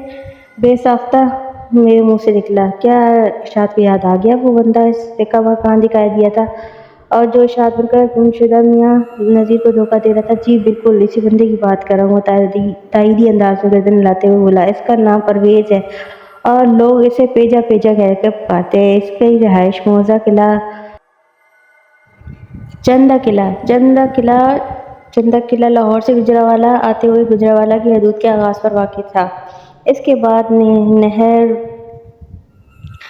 पुरचनाब تھی اور نہر کو عبور کرنے کے بعد کم و بیش 1.5 میل کی دوری پر میرا تھانہ تھا۔ چندہ قلعہ نامی 2 گاؤں جی ٹی روڈ کی دونوں جانب ان کا پھیلاؤ تھا۔ جی میں اسی کے گاؤں کا ذکر کر رہا ہوں۔ چودھری نے رسانیت بھرے لہجے میں کہا، چودھری صاحب یہ پرویز اور پیجا لاہور جا کر میاں نذیر کی دکان پر خود آپ کو ملازم ارشاد بتا رہا تھا، اور میں نے چودھری حق نواز کے چہرے پر نگاہ جما کر معتدل انداز میں کہا، گویا ایک سوچے سمجھے منصوبے کے تحت آپ کے خلاف ایک خطرناک سازش بنی جا رہی تھی۔ آخر آپ سے کیا دشمنی ہو سکتی ہے، یہ تو میری سمجھ میں نہیں آ رہا، چودھری نے متذبذب انداز میں کہا۔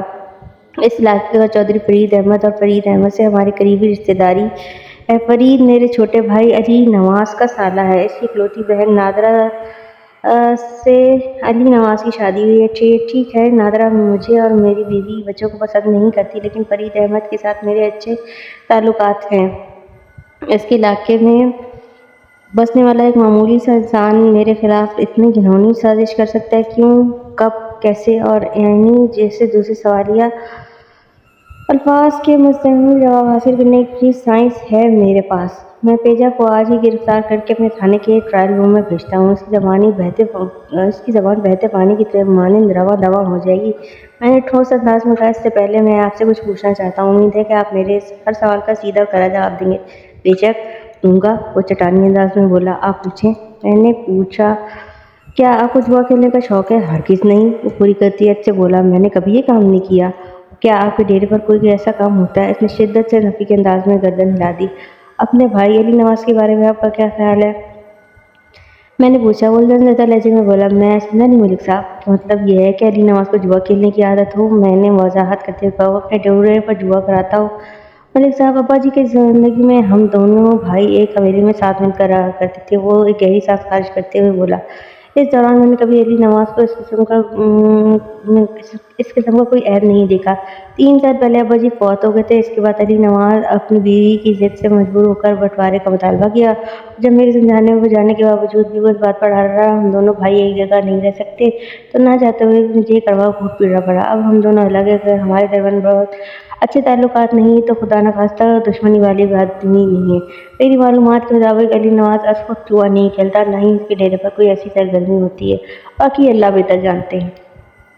لمحاتی توقف کر کے اس نے اپنی سانس ہموار کیا، پھر مجھ سے مستفسر ہوا۔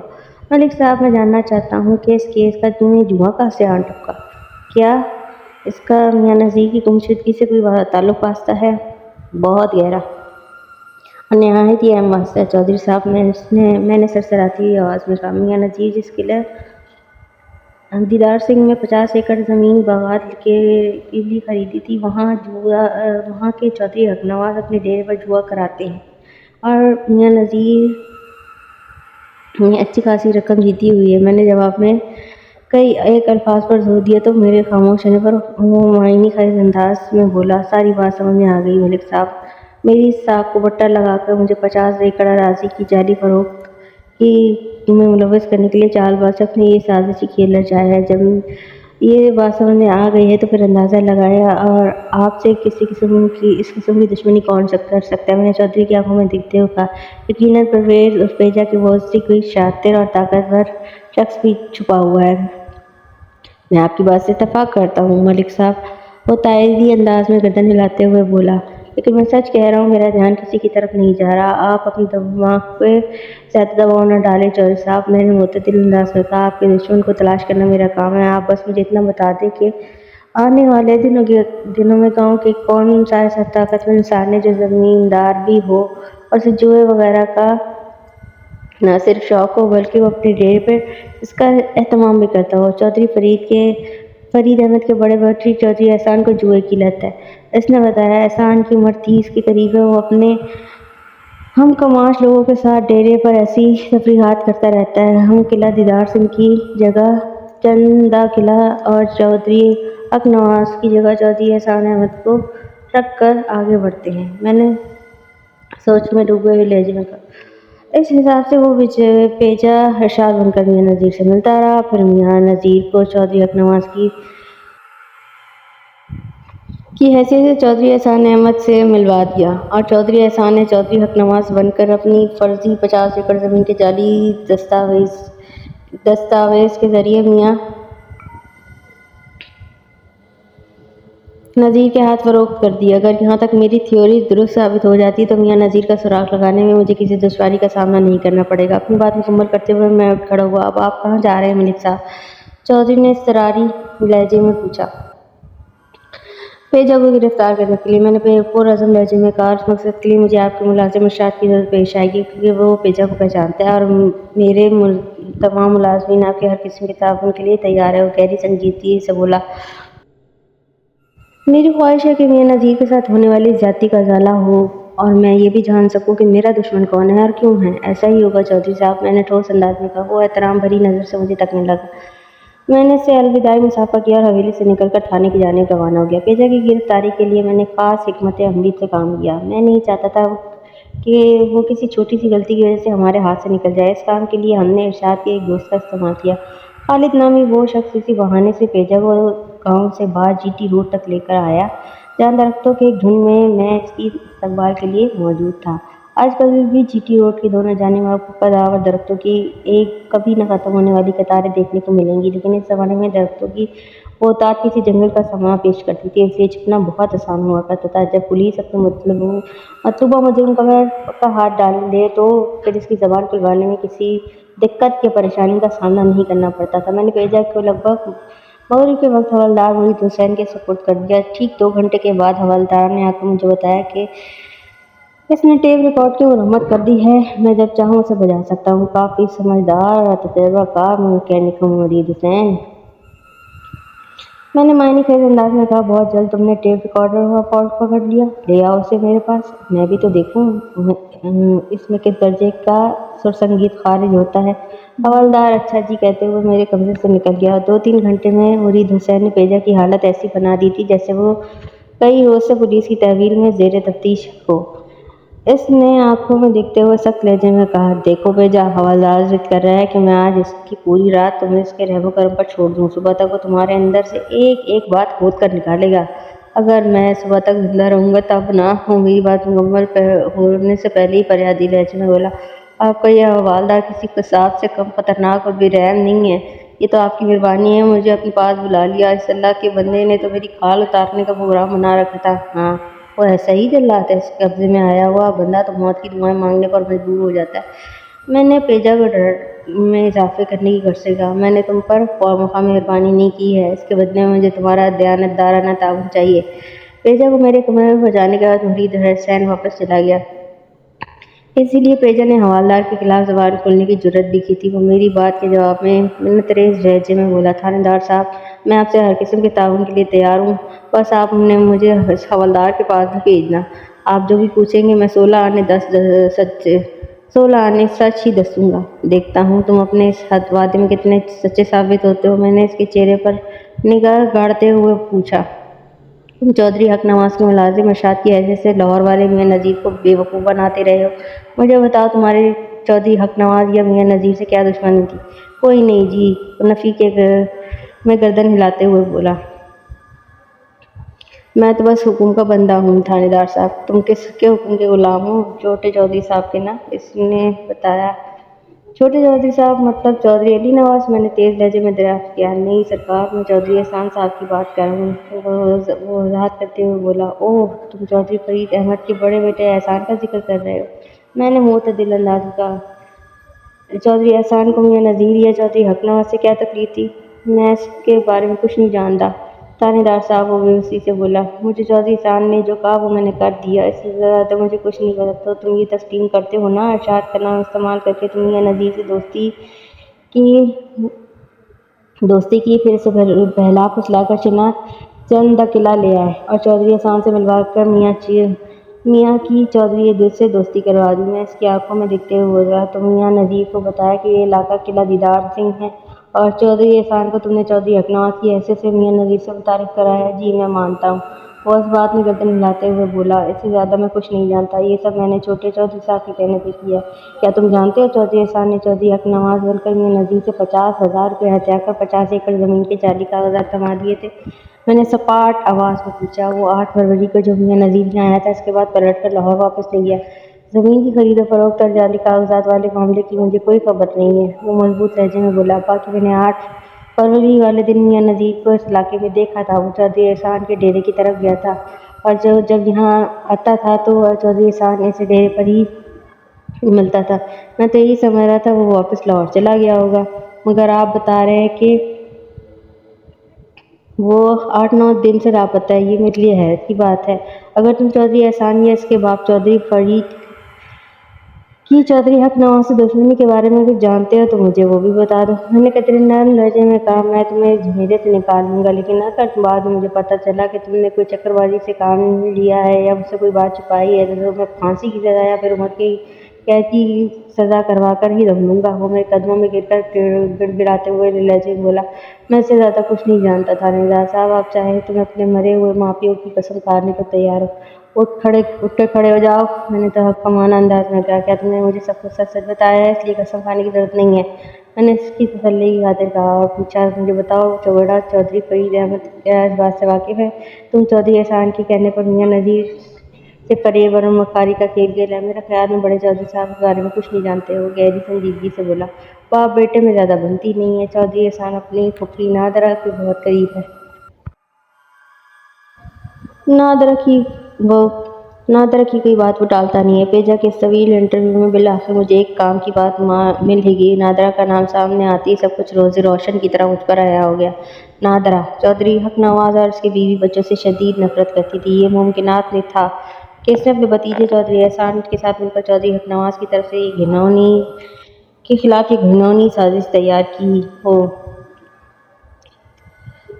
تاکہ وہ قانون کی گرفت میں آ جائے اور باقی کی زمین اور جائیداد بھی متنازع ہو کر رہ جائے۔ میں نے پرویز اور فیجا کو سلطانی گواہ بنا کر اس کا بیان حلفی قلم بند کر لیا۔ پھر اس بیان کی روشنی میں پہلے چودھری احسان احمد اور اس کے بعد اس کی پھوپھی نادرہ کو گرفتار کر لیا۔ ان دونوں افراد کی گرفتاری کوئی آسان کام نہیں تھا، مگر میں بھی ٹھہرا ایک مشکل پسند۔ میں نے چودھری فرید احمد اور چودھری علی نواز کی دھمکیوں کو اپنے جوتے کی نوک پر مارتے ہوئے ان دونوں پھوپھی بھتیجے کو تفتیش کے کٹہرے میں لا کر کھڑا کر دیا۔ بعد میں ان کی زبانوں سے سچ اگلوا ہی لیا۔ حیرت کی بات یہ ہے کہ چودھری فرید اپنے بیٹے اور چودھری علی نواز اپنی بیوی کی اس خفیہ جوائنٹ وینچر سے قطعی ناواقف تھے۔ میری کامیابی پر 2 افراد سب سے زیادہ خوش تھے۔ نمبر 1 چودھری حق نواز، کیونکہ میں نے اس سازش کو بے نقاب کر کے اسے ذلیل اور رسوا ہونے سے بچا لیا تھا۔ نمبر 2 میاں نذیر۔ جی ہاں، میاں نذیر کو چودھری احسان نے چارے والے گودام میں قید کر رکھا تھا۔ پروگرام کے مطابق چودھری حق نواز کی گرفتاری کے بعد میاں نذیر کو قتل کر کے قلعہ دیدار سے ان کے علاقے میں پھینکوایا جانا تھا۔ بہرحال جسے اللہ رکھے اسے کون چکے کہ مصداق میاں نذیر کی زندگی کے دن ابھی پورے نہیں ہوئے تھے، اس لیے میں نے اسے زندہ بازیاب کروا لیا۔ ہاں، ایک تیسرا انسان بھی میری کامیابی پر بے حد خوش اور میرا شکر گزار تھا۔ وہ تھی میاں نذیر کی بیوی نرگس۔ میں میاں نذیر کو اپنے ساتھ لاہور لے کر گیا کیونکہ وہاں کی قانونی کارروائی باقی تھی۔ اس موقع پر میاں نذیر ضد کر کے مجھے اپنے گھر لے گیا۔ میاں صاحب خود کو بہت عقل مند انسان سمجھتے تھے۔ باہمی گفتگو کے دوران نرگس نے معنی خیز انداز میں کہا، لیکن آج سے میں نے ان کا ایک نیا نام رکھ دیا ہے۔ ہم دونوں نے چونک کر نرگس کی طرف دیکھا۔ میں تو خاموش رہا، مگر میاں نذیر پوچھے بنا نہ رہ سکا، وہ کیا؟ عقل بند، وہ زیر لب مسکراتے ہوئے بولی۔ عقل بند؟ میں نے چٹکارا لیتے ہوئے دہرایا۔ بھائی بہت اعلیٰ، یہ کیا بات ہوئی؟ میاں نذیر جذبز ہوتے ہوئے بولا، بھلا یہ کس قسم کا نام ہے؟ اس نے سوالیہ نظر سے میری طرف دیکھا۔ جواباً میں نے اس سے کہا، میاں صاحب قسم سے میں تو اس بارے میں کچھ نہیں جانتا۔ میں نے شرارت بھرے انداز میں کہا، لیکن آپ نے پچھلے 1 سال میں پے در پے جو ان گنت حماقتیں فرمائی ہیں، اس کی روشنی میں بڑھاپے کی جوان اور خوبصورت ساتھی کا دیا یہ ٹائٹل آپ پر بہت پھب رہا ہے۔ میاں نذیر نے مجھے ایسے نظر سے دیکھا جیسے بعض زبانیں خاموش کہہ رہے ہو، روٹس یو ٹو۔ میں نے بھی اپنی گردن معنی خیز جنبش دینے پر اکتفا کیا۔ اگر آپ کو ہماری کہانی اچھی لگے please subscribe, share and like the story and share with your loved ones. جزاک اللہ خیر۔ اللہ حافظ۔